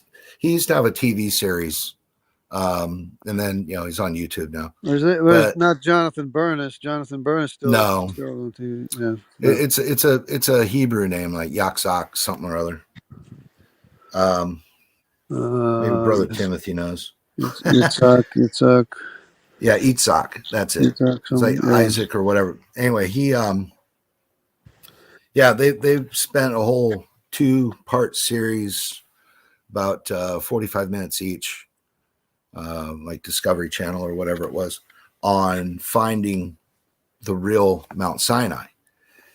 And everybody forgets that Moses, when he left, after he killed the killed the soldier, he went to Midian. He went to Arabia. Yes. And guess what? I don't know if you want to call her a Cushite or not, but his wife was not I don't think she was a Cushite. She was a Midianite. Yeah. And everybody wants to say she was a Cushite. And I got in an argument on Dr. John Barton, so DTBM, that with one of the guys that was sticking, how could you negate? I said, because Moses' wife was not black. I'm just telling you, she wasn't a Cushite. She was, she was a Midianite, which came down south from Midian. I forget what race were they? Midianites? I forget. They're from the tribe of. They're Semitic, or are they Semitic? Yeah, well, they're of Abram's. So Abram had, after Sarah died, he had a couple more kids, and I can't remember the. I have to look it up. Oh, it's one of the Genesis. others. Yeah, it's one of the others. So like the third or fourth one that that he had. Joktan or somebody. Like that, yeah. And I think that might be right. That would be I don't know. Joktan. So anyhow, her father was the priest, right? And he had 2 names. Jethro. Okay, I'll just call him Jethro. Was the other name I can't remember offhand. Yeah. So anyway, so Jethro, he was the priest, right? And so that's why the marriage happened so quickly, right? Because it's kind of like when Isaac was supposed to have a wife, and so he sends his helper to go and find, which he's kind of a sign of the Holy Spirit, right? Going out and searching out for the wife, and the prediction is if she waters the camels and all that, that's the one. And so he goes out, and it was the cousin, it was a second cousin or whatever. So why can't I remember his name? The helper of Ezekiel, something like that. Anyway, so he gets there, and he had 10 camels, and she gave them all drink. 10 camels. That's the one to go marry, and she was kind of happy because she got a couple gold bracelets because Abraham was a rich dude. Yeah, Eliezer. That's it. Eliezer. Eliezer. And so Eliezer gave her a couple of gifts, and she went and showed Dad, and Dad said, "Yeah, take off with the dude." And then that becomes Isaac's wife, Rachel. Right? They asked her. Well, they asked her if she would be willing to go, and they said, right. "Well, let her spend a little bit of time here, and yes, and send her off." Yeah. And then came out, and then so we got Isaac, and then that's kind of where it goes sideways with the Esau. But that's kind of the lineage. Like they had brothers everywhere else. You had Ishmael run around. Lord knows what he did in that amount of time, and the others. But we know that one of the tribes that makes sense because that's how the Bible works. It just goes the lineage of Jesus Christ. So you run into Midianites, and I remember seeing the lineage of a Midian, but I forgot about it. I got to look at it again. And the main focus on that was, so Moses became a shepherd, right? Was watching the flock. A couple of sheep run away, so he finds the burning bush. Burning bush tells him to go to back to Egypt. and all that other fun stuff. And I have many plans for you. Then he has to go back, and and then that's how he knew how to get out of Egypt with, I don't know, I want to say there was probably a minimum of 3 million people, a minimum, that were with him. And that's one of the big things that the secularists want to bag on. How are you going to get 3 million people with the cows and the cattle and all this to go that far? Well, number one, he knew the way. Number two, they God, didn't. God was with him, covering him by night and by day. By night and by day, yeah. And so they get to the hard part, going across the sea, and God said, "Raise up your staff," and parted the sea. Imagine looking at that. I mean, we're talking. Could you imagine? Geez. Could you imagine growing up and there's always a cloud above you by day and a cloud by fire by night, and it's just normal, right? Right, just normal stuff. Look, and go the cook quail, a marshmallow, and the quail come on Friday, and the man on Friday, and just pick it up. That's that's happening. No big deal. Yeah, here every we go. Day. Yeah, well, it's Jesus Christ, the manna from heaven, right? It's like that'd be like a totally different world, but still, it was normal to them. But yet, a lot of them still didn't believe. You're right. Once they made it to Mount Sinai, they built the calf because he was up there not writing fast enough. Whatever. And drawing pictures of Egyptian cows on the rocks in Arabia. I've heard so many people say, "Oh, it must have been fake." We had some zealots that went up there and drew that. No, those are etched into the rock. Like they're not just like somebody went up there overnight and did that. Because they're finding them on some of the rocks that have fallen off the rocks. Yeah. So it's like, the stones are just too much. But they want to hide that because you got St. Catherine's Monastery where Tischendorf found the Sinaiticus, right? Baloney. And so now you have another thing where you've got, we need a new version of the Bible because the King James is ruining our style. So we got to find something else. So the Masoretic text and the majority text versus the Textus Receptus, right? And we're just kind of like, we really need a new Bible? Oh, because can't read English? Well, it was translated in many different things through the Gutenberg Press before that. And then you had King James with 46 men. And I think half of those 23 could speak more than 6 languages. At that time. So people weren't dumb back then. And that's how we're taught. Oh, they were stupid idiots. Well, I can tell you, my family came over from Scotland on my dad's side, from Ireland on my mom's side. They were Irish German. And their story. So my great-great-grandfather with very little money, bartered to get a small patch of farm, built his own house, made some money, bought some more land to add on. That became the constable of the era, Charleston, Virginia. It's named after him. His name was Charles John. My ancestors came from Virginia too. Yeah, and so my paternal ancestor lineage came from Virginia through Kentucky, all the way to Indiana. And these people, like when I lived back there, these people, they think they're dumb.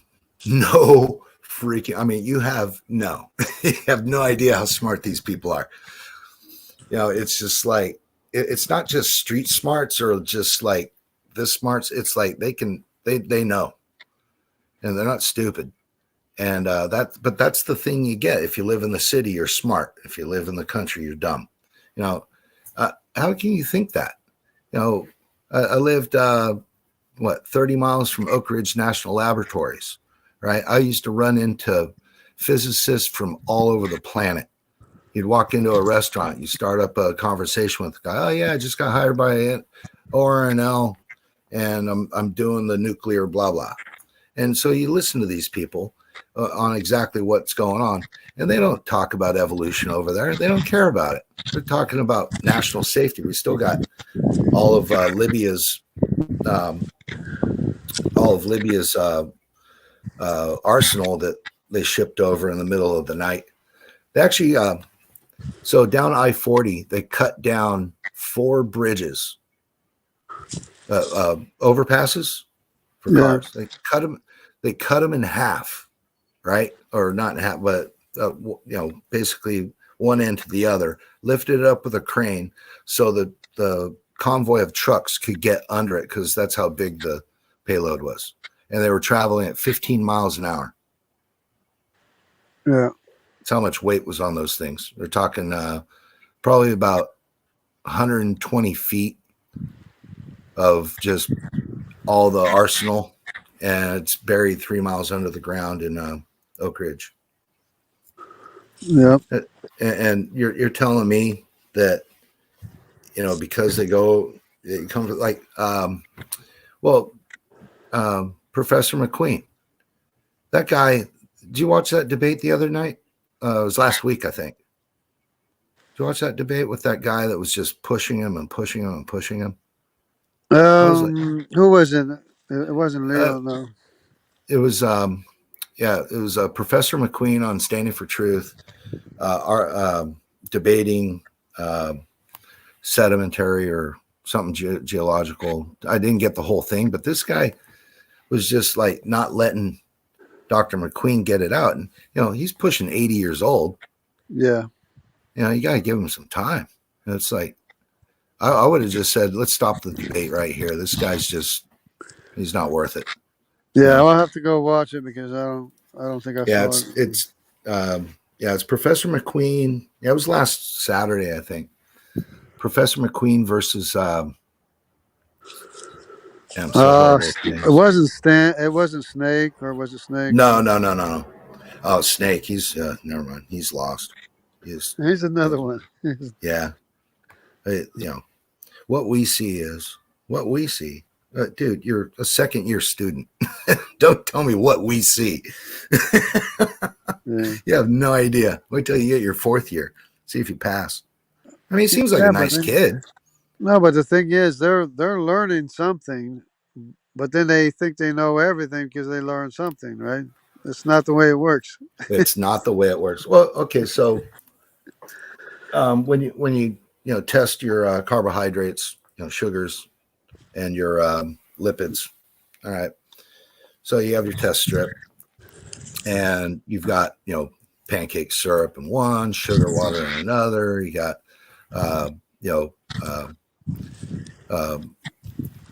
what you call it, like Mazola corn oil in the other test tube, and it turns the test strip turns a different color, right? And so glucose. And I turned to the professor and I said, "Hey, I will bet you right now $1,000 that if you take the glucose strip and you put it into the Mazola corn oil right now, you're going to find glucose." Yeah. He goes, "No, you won't." I said, "I guarantee you $1,000 right now. Just humor me." And guess what? Stuck the test strip into the Mazola corn oil, because corn creates sugar, right? Yeah. And traces of glucose. And I said, "You don't owe me $1,000. Just give me an A, and I'll just walk out of your class." We're done here. And it's just like, so even the tests that they put up are not logical tests. It's like they just want to prove a point that we can find certain materials with a test strip, because that's what we do. It's like, I'm a type 1 diabetic. I check my blood glucose all the time. I know how it works. But does blood have glucose in it? You bet it does. But it's blood, right? Why does it have blood? Why does it have glucose in there? It's called blood sugar. It's what keeps your body alive. That's how your body transports a lot of the sugar. So, just putting those two things together. But these kids, that are, because I see them all the time now. Grayson, Snake's been on there, 20 times. And now Mark Reed, he just wants to Mark show off. Reed. I don't think Mark that guy Reed. has a job. I don't know if that guy has a job. It might be a dole bludger or something. I don't know. But I Who lived is in Mark? Australia. Which Mark? Mark Reed? Yeah, Mark Reed, the Yeah. black. Yeah. I mean, He- he just responds to anything can come out of his mouth, anything and everything, just anything. oh no, that's not right. What? Yeah. Well, give me an evidence of it. What we've seen. Well, tell me about what you saw. You didn't see it. You read about what somebody else did. You didn't see anything. You weren't in the lab. You didn't read the full paper. You did like not a Professor Dave, and you looked at the abstract and you said, okay, that solves the problem. Black holes exist when they just found out black holes do not exist. It's just like Well, I whatever. mean, singularity or black hole. I mean, there's a whole bunch of different. Yeah, exactly. But what they're, like I don't know, you're about my age, and the fact is they had that movie a long time ago about the black hole where it's sucking the ship in there, and they had to get the exit velocity going and all that other stuff. Yeah, black holes like a wormhole or whatever. But just talking about the mass, the gravitational pull into an abyss. Well, I mean, there is a Sagittarius A star that we can't see, but we know it's there because we can see stars whipping around it. Right.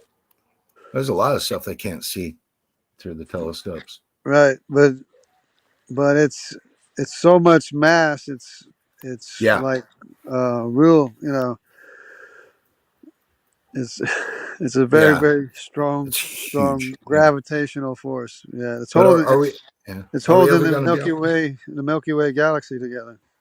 Yeah, I mean, are we ever going to get a probe out there and check it out? No, it's too far for that. Yeah, exactly. I mean, that's because of the distance. The distances are so great, but they found out that we're closer to the center of the Milky Way than what they thought, what they used to. Well, Earth was created first.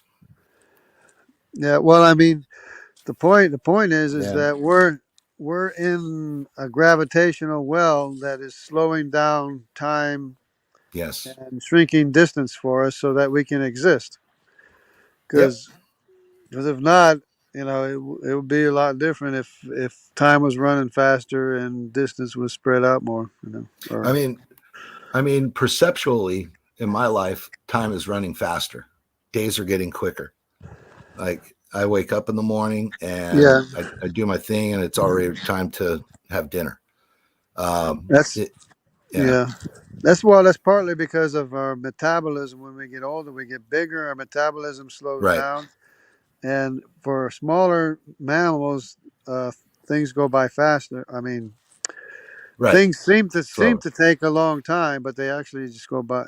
Everything's going by really fast.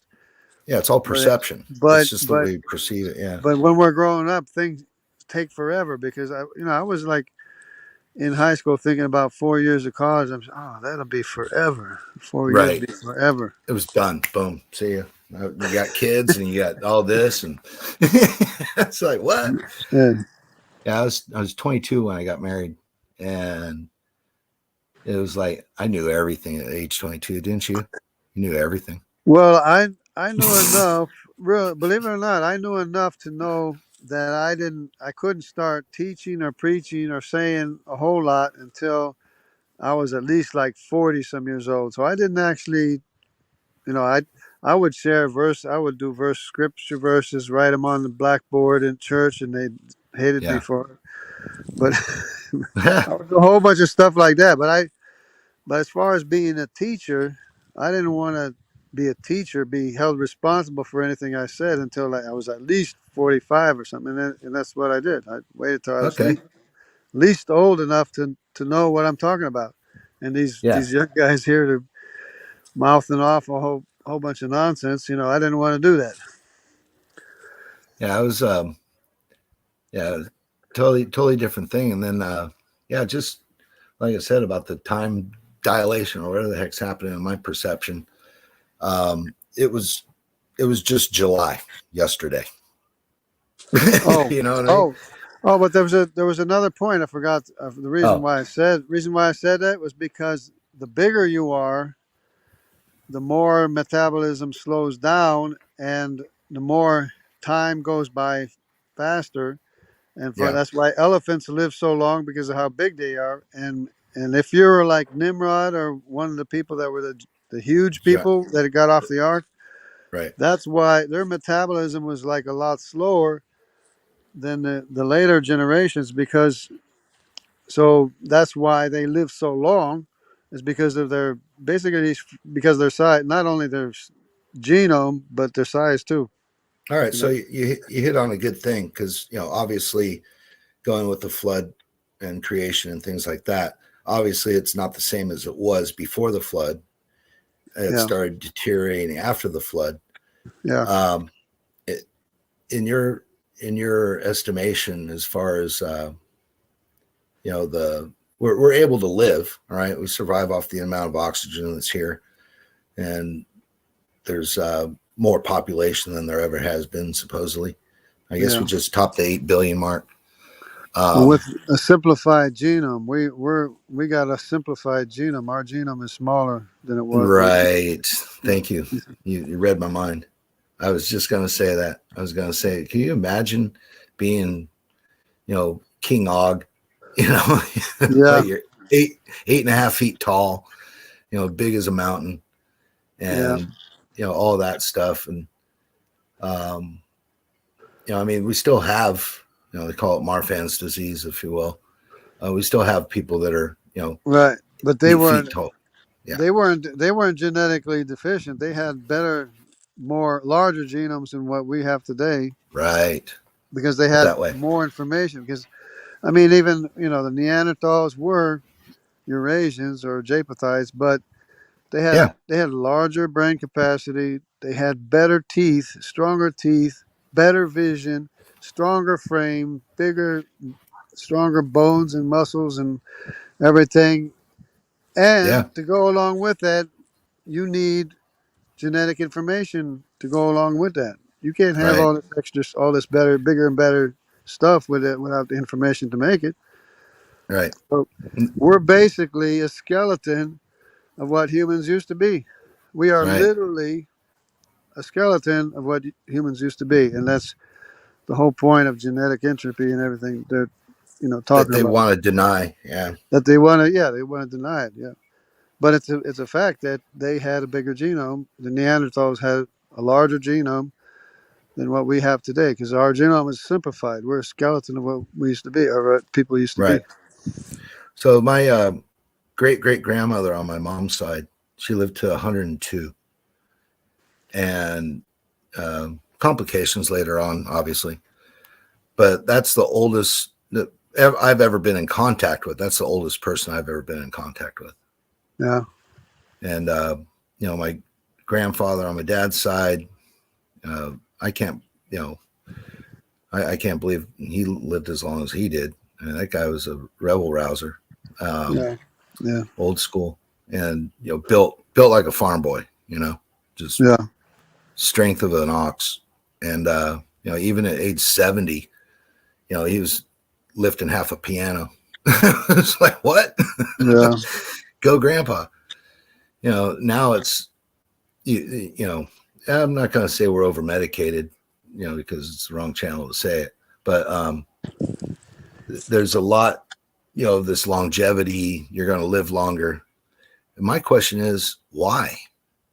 You really want to? Okay, so yeah, it's a family thing. I get it, but living longer in this, what I've seen in the last 20 years, just go downhill from, and it really did it in the last, say, 6 years, really quick, just downhill as far as how many mm, medications there are out there, how many things that, need to take this, we found a new route that, has been used by the whatever tribe in whatever country, and they live to whatever, maybe because they have a simpler life and they live in grass huts. I don't know. They don't have to deal with traffic all day long. They don't have to. That's why you live out in a nice wooded area. It's yeah, like you yeah, get away from it all.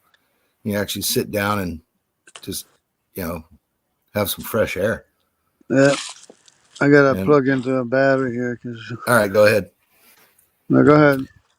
Well, so we've covered that. Now after we're going to speed up a little bit. We're going to go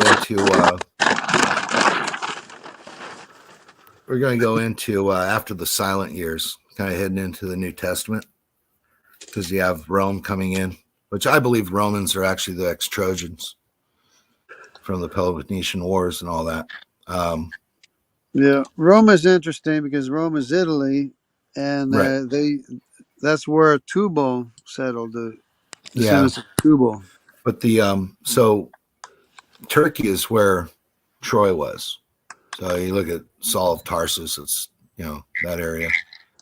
Yeah, So Anatolia. right. So you've got, the wars between Greece and Troy. Troy wasn't totally dismantled because USC Trojans, but if you look at the Romans' military outfits and their weapons are very much like the Trojans' military clothing and the outfits. And there's a story of Romulus and Remus and all that other good stuff.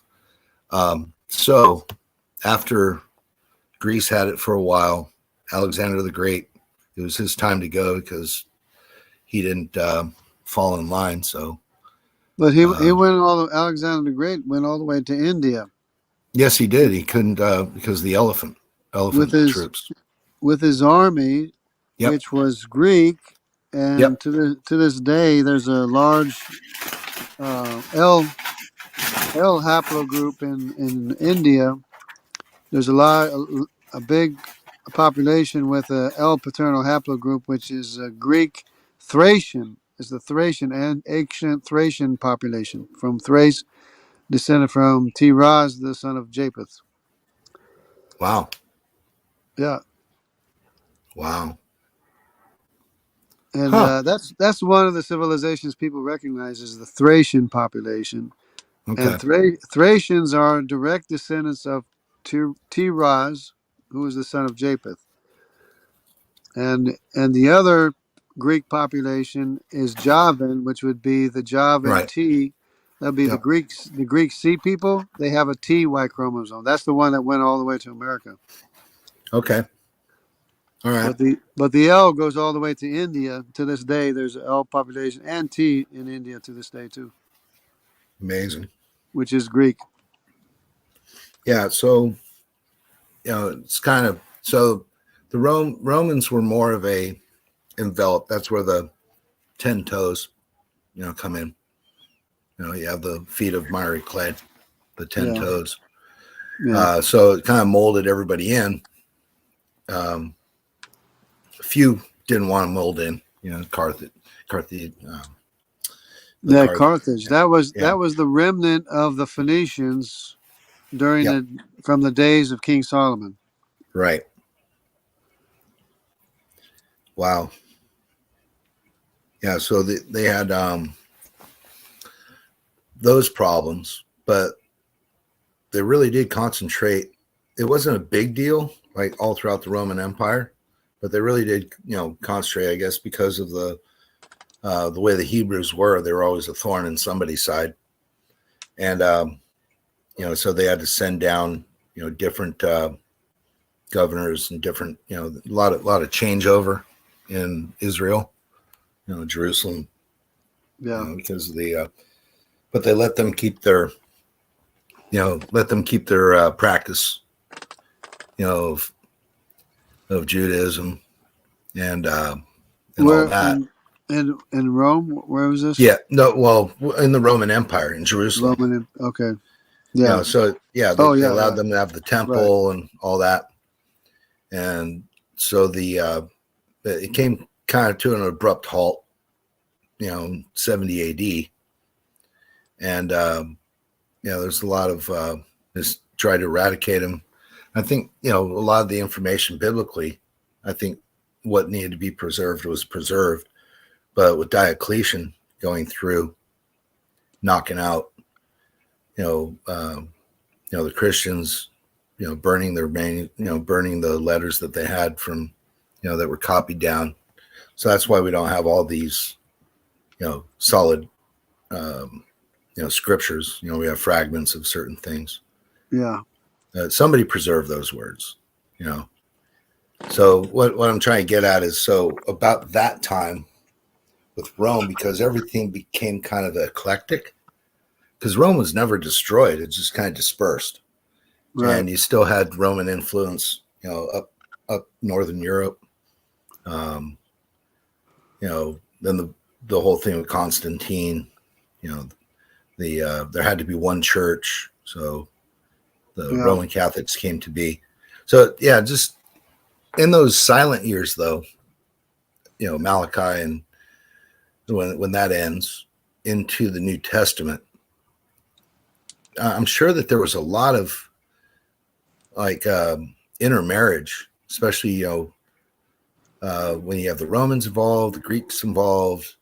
You have I would say Africa, because you had Ptolemy down there in Egypt. All of that. Is there any? Could that have been not necessarily a bottleneck, but more of like a larger mixture, adding more ingredients to the pot? Yeah. It would have been more so, except for the Jews do have like a custom to maintain their family and social groups, and Right. it's been hard for hard but not impossible for other people to join. So that's why they maintain that almost 50% population, Judaic population, Right. to this day. But How do they? everywhere they went, they have haplogroups from the area wherever they were. Yeah. How do they exactly test that for? Say they can't break it down to tribes, though, right? They can break it down to. It's hard. Yeah, it's hard to do that, except for at least I can't do it right now. But except for the Cohen modal haplotype, which is the J1 um, P P58 or something like that. That Okay. that would be the descendants of Levi, or the descendants of Aaron, which are descendants of Levi, Yeah. which Yeah. is from Well, Jewish populations, from Jewish populations, because and Judah consisted, of course, of Judah, Benjamin, and Levi. yes, that was So the camp, right? The Levites yeah, had their own little thing, but they were right, separated. Yeah. right. So Yeah. that's The reason I asked that is because, um, for the new temple to be built, things like that, they're going to go back to the Levitical priests, right? Because they're the only ones that can right. ordain the temple. Yeah, That's yeah. yeah. And as far as the 12 tribes, somebody might be working on that, but I haven't looked at it too closely, and it would be hard because I mean there's a lot of claims. There's a lot of wild claims out there. Ephraim and Manasseh claims.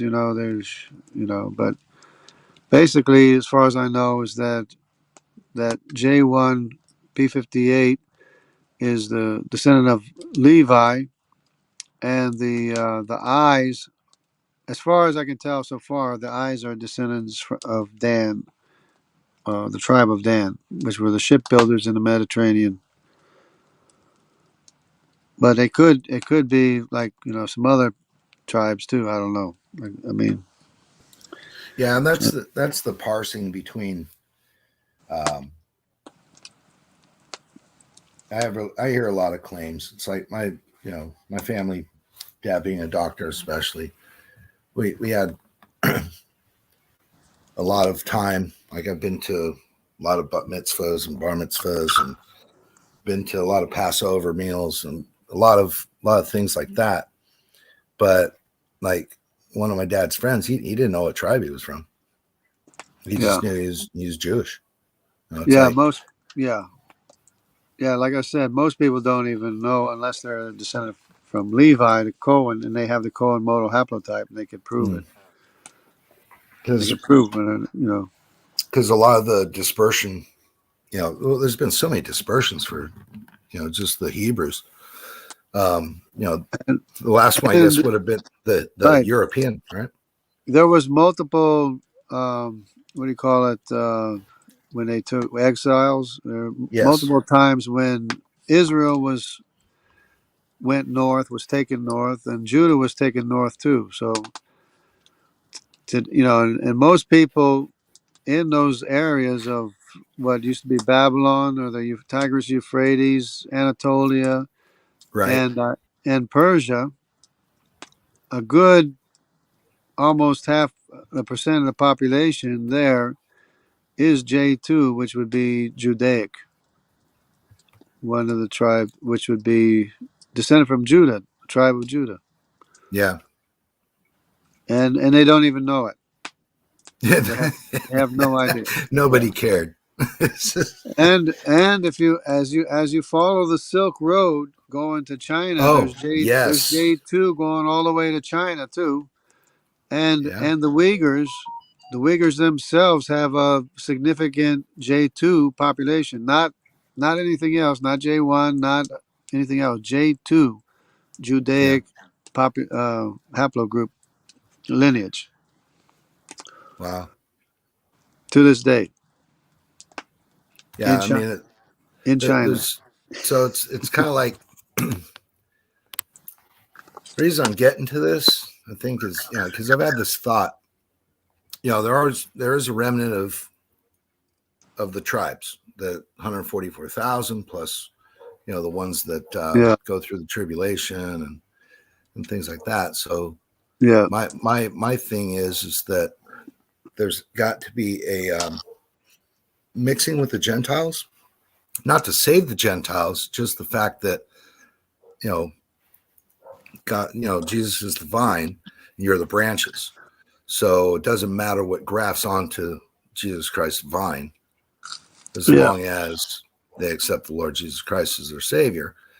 And so you have the legalists and you have the not so legalists. And I think the craziest of them all are the Hasidic Jews. But I love talking to them about Jacob anyway. They love Jacob. but And, yeah, they're interesting. They're very interesting to talk to. As a matter of fact, I didn't know yeah, anything about Shem being Melchizedek until I talked to one of them. So right. Yeah, I was. I mean, they're very knowledgeable. They're very into it, and that's what they learn. When they want to become a priest. And yeah, my I had a chance to talk to a lot of them, and we they kind of liked me. I didn't know how they were going to take it, but I was trying yeah, to give them I the was gospel. surprised too. I was trying to give them the gospel. I was surprised myself because I was on an airplane. I worked for the airline, and I have this Hasidic Jew sitting next to me. I'm saying I gotta say something. I gotta talk to him. But he was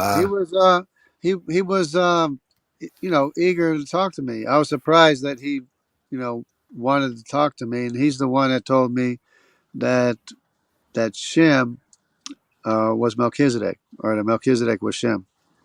See, I mean, Yeah, it only makes sense, and they're trying. I mean, it's a Christ-like figure. I mean, we get all that, but yeah, it wasn't a Christophany. The right. But Christophanies, yeah, in my Gentile Christian background, nobody ever said that Melchizedek is Shem.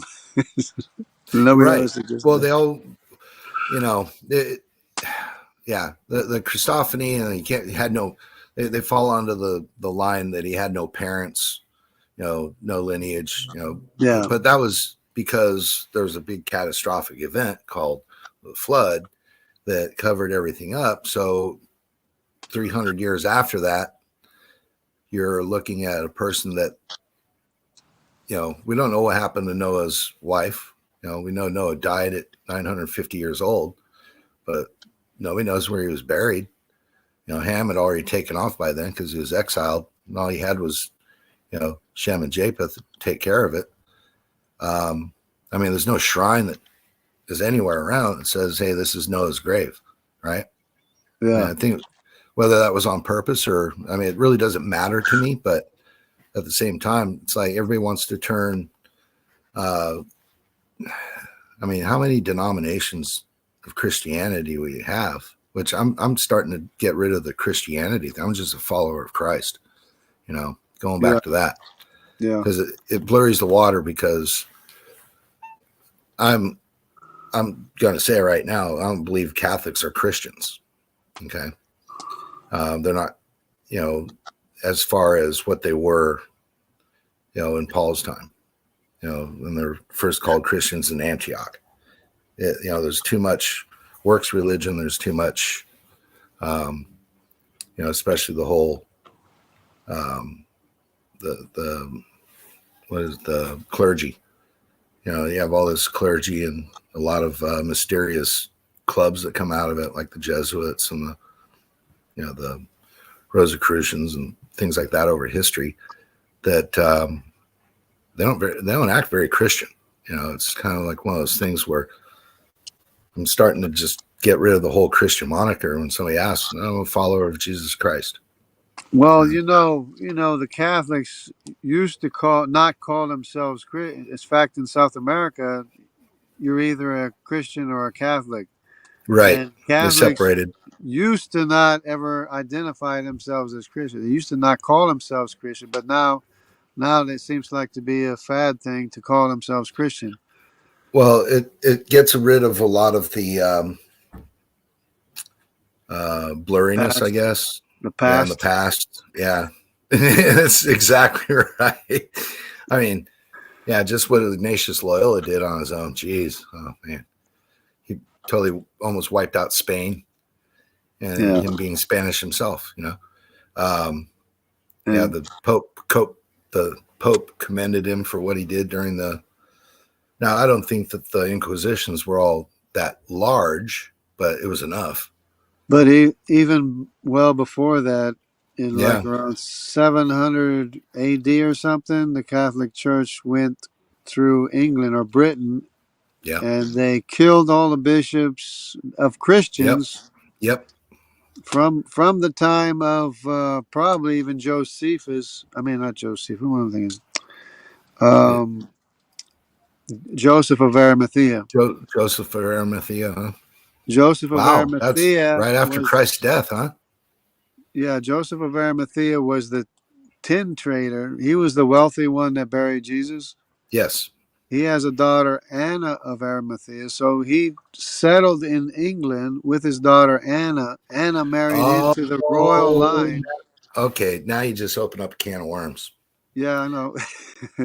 Anna you just opened up a can of worms here, because I am a firm believer that Paul went to Great Britannia at the time. Yeah. Because he was a Roman citizen. They say that he went as far as Spain or, Gaul, right? Yeah. Galatians, Gaul, whatever. Yeah. But it was only a short boat trip, and you aren't going to tell Paul not to go across the English Channel. Right. As a matter of fact, there is a tradition that Jesus stepped foot in England. And there's a tradition, a song about it, that he stepped in England. He was there. And if he was there with his uncle, Joseph of Arimathea, who was the tin trader, who was mining tin in England and bringing it back. And that's where we get Tarshish from. They're the tin makers. Yeah. Well, Tarshish is interesting, too, because Tarshish, I think, is in Spain somewhere. Yeah, but that was all. So it's funny because France and Britain France had a Spanish king, and then they had a British king, and Britain had a French king at one time. Yeah, they're all interbred. Like you might have heard of Tarciso, or Tarciso is like I know. It's like a Spanish Portuguese name, and it's interesting that the Portuguese Jewish population in Portugal it's the only one that has like maybe 14% of the T haplogroup, which I believe is Javan. Javan is the father of Tarshish, because the sons of Javan are Tarshish, Dodanim, Kittim, and Elisha. Okay. But Tarshish is one of the sons of Java, and that's why the TY chromosome is there in Portugal in the Jewish population, and that's the only place where there's a significant T haplogroup in the Jewish population. It's in Portugal, but not in all Jewish populations. The more conservative Jewish population doesn't have the T, but the more secular one has the T in their population, and I believe those are the Tartars or the Tarses, or the Tarshish, descendants of Tarshish. Yeah, well, I'm glad you know all that. I got enough on my plate. Oh, It's really interesting hearing you say all this stuff because it's like you have to carry around a chart in your back pocket, yeah, but you got it all because up in your head.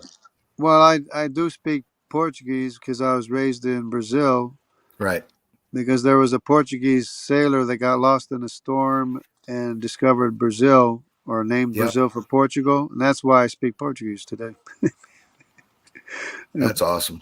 Uh, That's what. Okay, so I've known a few Portuguese. It's similar to Spanish, but way different. yeah, I mean, the accent at the end of a word. There's a few words that yeah. And but there's some dialects that are a mixture of Portuguese and Spanish. It's right. spelled it's spelled Portuguese like Portuguese, but it's pronounced like Spanish. It's crazy. Yeah, I worked for some Portuguese when I lived in Australia. They were interesting. Yeah, called instead of pa, they called him pie. His Bye. grandfather. Yeah, Yeah. bye. Bye.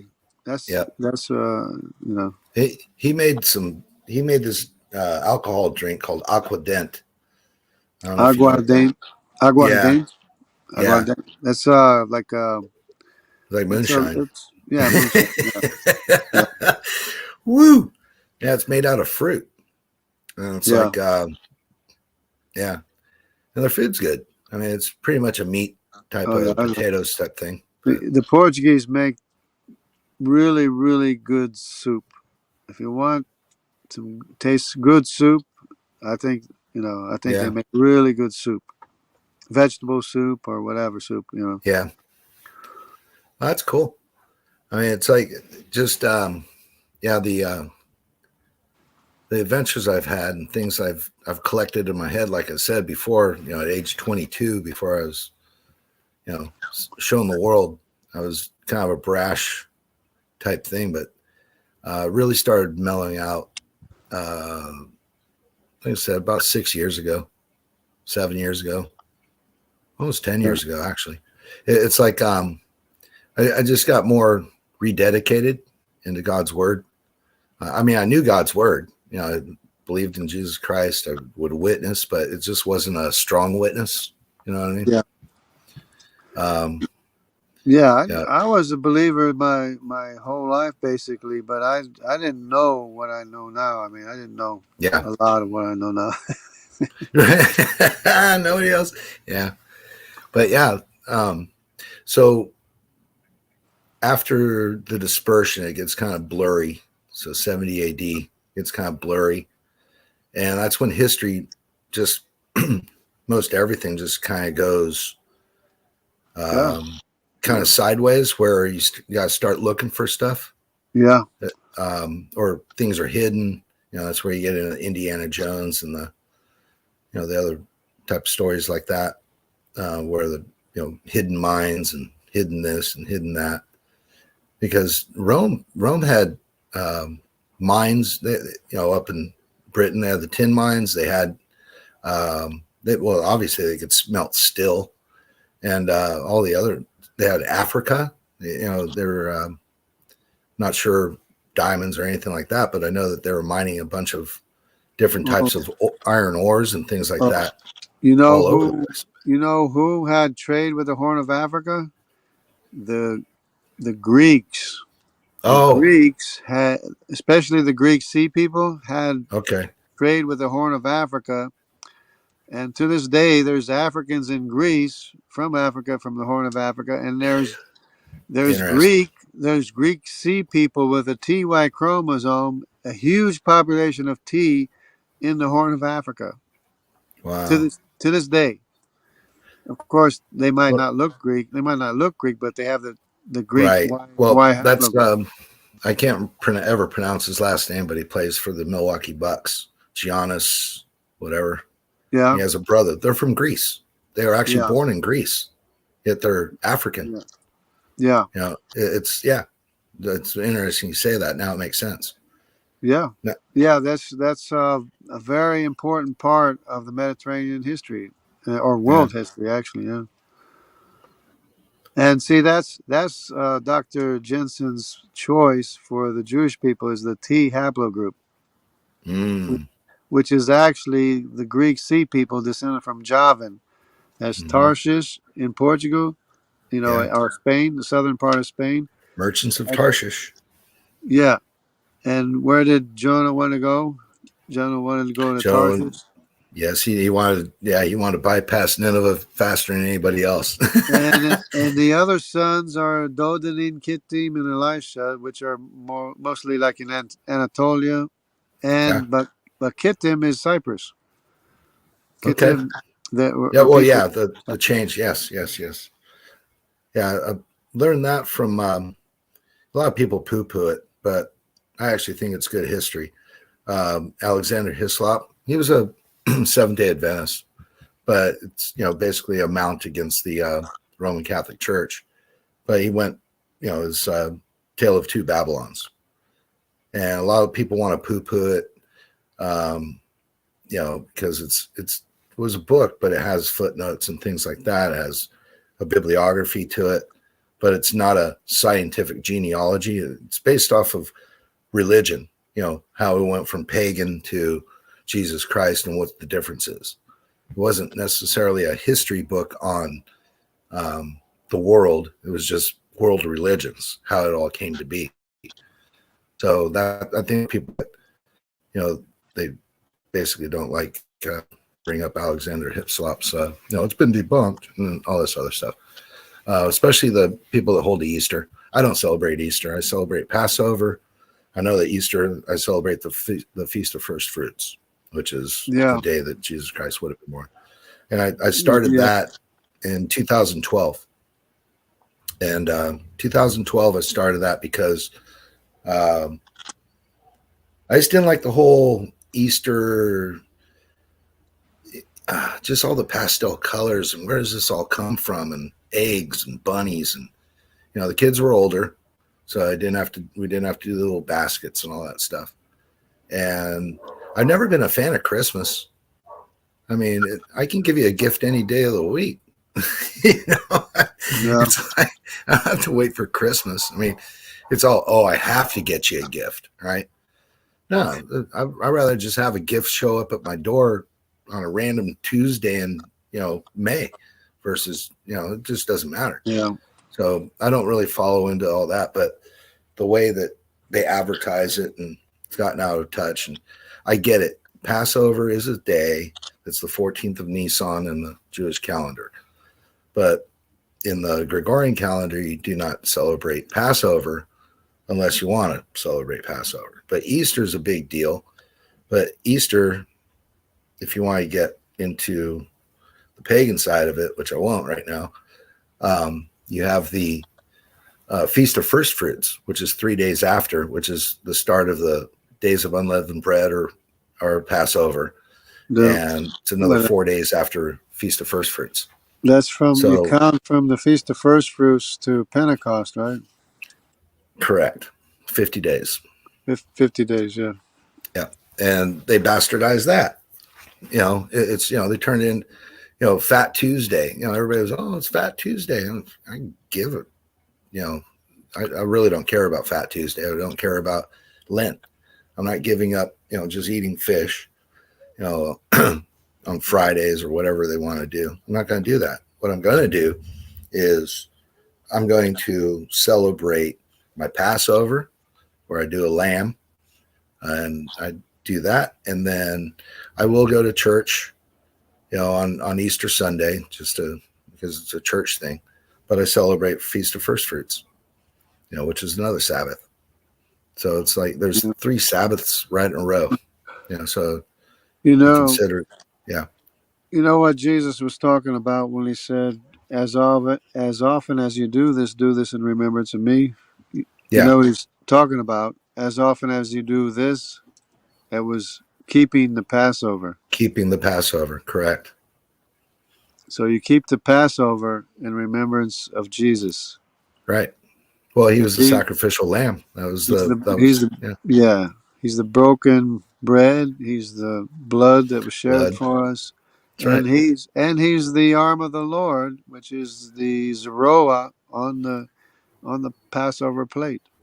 Yep. He's the Yeah. arm of the Lord, the Zeroah. He's the arm of the Lord. You know when Isaiah Yeah. says, "To whom has the arm of the Lord been revealed?" Amen. He's on the Passover plate. I don't. Jesus I has don't the think the. arm of the I, is on the I don't Passover. think from Genesis to Revelation there isn't a passage that has some semblance to Jesus Christ. Yeah, of course. I mean, Of course, he's the Lamb too. I mean, right? the, Yeah. yeah. He's and you don't have to. You don't have to sacrifice any animals anymore. You don't. That was just for show. It was just the fact of you Well, know by faith. Yeah. it was looking forward to the It was sacrifice of Jesus, correct. Correct. and that's what all the prophecies were about. Is trying to determine who was the seed of the woman, who was Yeah. the Messiah, where he would be born, and the circumstances, how everything would take place. That's what all the prophecies were about. Right. Yeah. I just want to know what Jesus did for 12 years growing up in Egypt. In That's my first question. in in Egypt. Oh yeah, that's right. Yeah, that's my first question. The Well, hidden years, right? I know they fled, but it's like wasn't they went he? to Egypt. Yeah. But wait, he was. I think he was 10 years old in the temple, wasn't he? 12, 12 because years old. you have to be 12 bat mitzvah thing, at So that time. 12 years old. He was 12 years old when he was in the temple. Yeah. Yeah. And they go, Yeah. it was amazing. He speaks like a rabbi. Yeah. Well, yeah, you And know what? and in between 12 and 30, where was he? Yeah, right? Yeah. Yeah. He wasn't And hard to find, actually.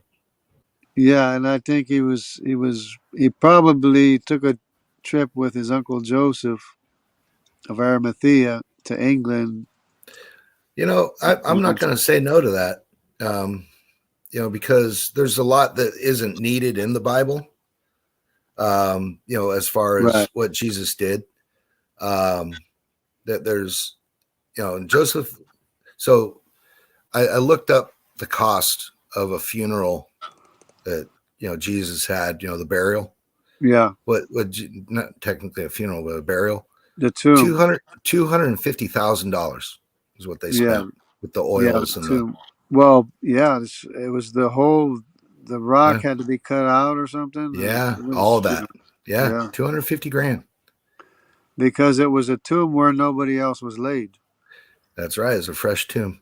It was Joseph Arimathea's, but there's still nobody there apparently, if that's the right tomb they got. But yeah, so it was Joseph of Arimathea's tomb, because it would be from a family member who's not dead yet. Yada Well, yada. Joseph Right. of Arimathea was actually buried in England. There's a grave site for Joseph of That Arimathea I in England. that I did not know. That's Yeah, amazing. yeah. That I did not know. Wow. I mean, I don't know if it actually says Joseph of Arimathea, but Yeah. it's purported to be there somewhere in England. Yeah. Well, at least they didn't take him and move him Well, to the Vatican. yeah. The thing that I didn't explain was that Joseph of Arimathea, when he went to England after the death of Jesus, he opened up quote unquote monasteries. You could say like Oh yeah, what do we call them today? Bible schools. He opened Bible up Bible schools. schools all Yeah. over England. That's why I'm The keeper of the faith. that's why I'm don't like the Catholic Church so much, because they went in and killed all the Yes, bishops. they did. Yeah. that it probably was the result of the work of Joseph of Arimathea, but they could have been corrupted by that time, but still. Oh, they were always corrupted. So the Catholic Church has nothing to do with Jews at all. It was Yeah, all the. It was all the. but I Uh, but I mean the the yeah. church in England, the original Protestant, the first not Protestant. I don't even know. I'm messing up myself. It's not They're, Protestant. Didn't yeah. exist. The first Christians in England were established by the work of Joseph of Arimathea, who opened up Bible schools around England and places. Okay. And it's those descendants that the Roman Church came in and killed all the bishops. I believe that. No, because they didn't want any competition on the block. It's kind of like what they do Right, now, anyway. right. And that's the ancient mentality. Get them so they don't take over you. Right. Yeah. The overrunning. I brought up Diocletian and whoever followed him. There's Yeah, so they tried to destroy the word. They can make their own word, make up their own stories, and that's kind of where it gets into these half truths that you have the new atheist, that says that that it's all fake. It's not real because they just wrote stuff down. There's no history of it. You can't prove it. This and that. Um, I think that's where that comes from because there's muddying of waters, and the Catholic Church, when it was adopted as the state church of Rome, I guess Constantine did all that. And then you had the Nicene Creed and you had this and that. Look, I used to recite the Nicene Creed. I had to do it for confirmation. It was all the other fun stuff that comes along with it. And none of that really has to do with salvation. Zero.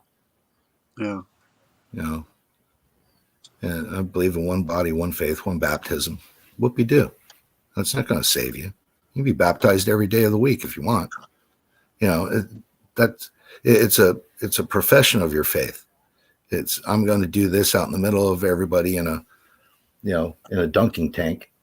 And yeah, I do believe in baptism, but I don't believe in that being the salvation of your soul. It's the acceptance Yeah. and faith in Jesus Christ and what he did on the cross that Right. totally does it. Everything else is just, and I just always bring up the thief on the And cross. and your identification with people of faith. Correct. I'm not saying don't get baptized. What I'm saying is that sprinkling a little bit of water on a 2-year-old baby isn't going to do anything for you. Yeah. It's like it's a remembrance in your heart on that day, because I know a lot of people that celebrate their baptism day. I'm not against that. Celebrate any day you want. That's what Paul said, right? Yeah. Well, I don't remember what day it was, but I was baptized when I was 13 years old in the Amazon River with my dad and my Oh, principal. look at you, most dangerous river in the world, and you're getting baptized. Yeah. We swam in the Amazon every day. You know what scares me about that? They got that little thing that crawls up your That's what lower region. that's the first thing everybody thinks of, but Yeah, I never even heard of that when I was there, to give you an idea. well, that makes sense. But the piranhas, I hear they're not all that. Yeah, Because we have. my water polo coach was from I Brazil. I swam with piranhas, the red belly piranha, and I swam with Yeah, the black piranha too, yeah. Now, and you have to and not have any electric cuts? I'm sure. and electric eels. Yeah, no, I No, did. So okay. So the electric eel, that's an interesting thing because I've touched one before. I got They, shocked. I got shocked yeah. by one. Me. Oh yeah. It's not fun, but No, it didn't kill me. I was, I was just like I had just learned how to swim, and we were swimming. We have like swimming. They call them the buddy system. That we have to, always be in eye contact with your buddy. Right. So I was swimming, and we're we're like I was like 6 feet away from my buddy, And I jumped out of the water. He jumped out of the water, and we both looked at each other. That's awesome. We both got That's awesome. Great story. It's true. It's true. yeah, Every kid's probably done that, but in a different way. Not in the Amazon. Yeah, yeah. that's you know what? We're heading up to 3 hours. I want to save this, and I won't be Yeah. able to save it if I don't. So anytime, I mean, just text me or send me a buzz or whatever, and we'll get back together on this because I enjoyed it. I totally Okay, enjoyed sounds it. good. Sounds We good. probably go on for years with this thing anyway. We'll just make start making a catalog. The series, yeah. Well, Sounds good. yeah, I mean, we kind of randomly went across. There wasn't anything scripted on this, but next time we'll come back and we'll figure out, on a more linear plane, I guess you could say that the way that we're going to, protect our faith, because it's Yeah. getting the word out there. It's telling people, look, there's a lot of myths out there about certain other things that you can't coagulate into Christianity as it is with Protestant religions and things like, that are occultic and all that, and where it all came from. And, I think a lot of damage was done with that video series that came out, Zeitgeist. Yeah. That Spirit, was Spirit of debunked, the but Times. Spirit of the Times or something. yeah, I don't. that too. But I, Zeitgeist and then Spirit of the Times. I guess that was a second. well, That was second one to it or something. no, that's what zeitgeist means. Oh, Zeitgeist. okay. Oh, yeah. And so they basically, it's a lot of Catholicism wrapped up into, the different way that they worship and who they're actually worshiping. But it doesn't give it that. It just says Christianity came out of a pagan religion. And it gives you all these reasons why and how. Oh, that's nonsense. Total It's all nonsense. nonsense. But it was popular. Got like 50 million views. Yeah, and there are videos that explain in detail how that's not even close to being true and Correct. stuff. If All right. somebody wants to know. Well, until later, yeah, just let me know when you want to pop on because I'm going to start doing a lot more and getting into the biology of things as well. And biology and genealogy kind of works hand in hand, mutations or whatever, whether it's who Neanderthals are. I think that they still exist. A guy did he's a CSI guy, and they found some Neanderthal bones and they totally placed it back together. And the woman and the man look just like us today. Yeah, Except for the brow and all that, but you see those people, like the they were guy that Eurasians. They're Eurasians. I don't know which right. Eurasian tribe. I mean, they're probably different ones, but they were descendants of Japheth. Yep. And we'll do stuff like that. And Denisovans are a mix of Eurasian and African autosomal DNA, or Hamitic, you might say. Hamitic. That's a good one to end on. Want to Yep. say a word of prayer before we go?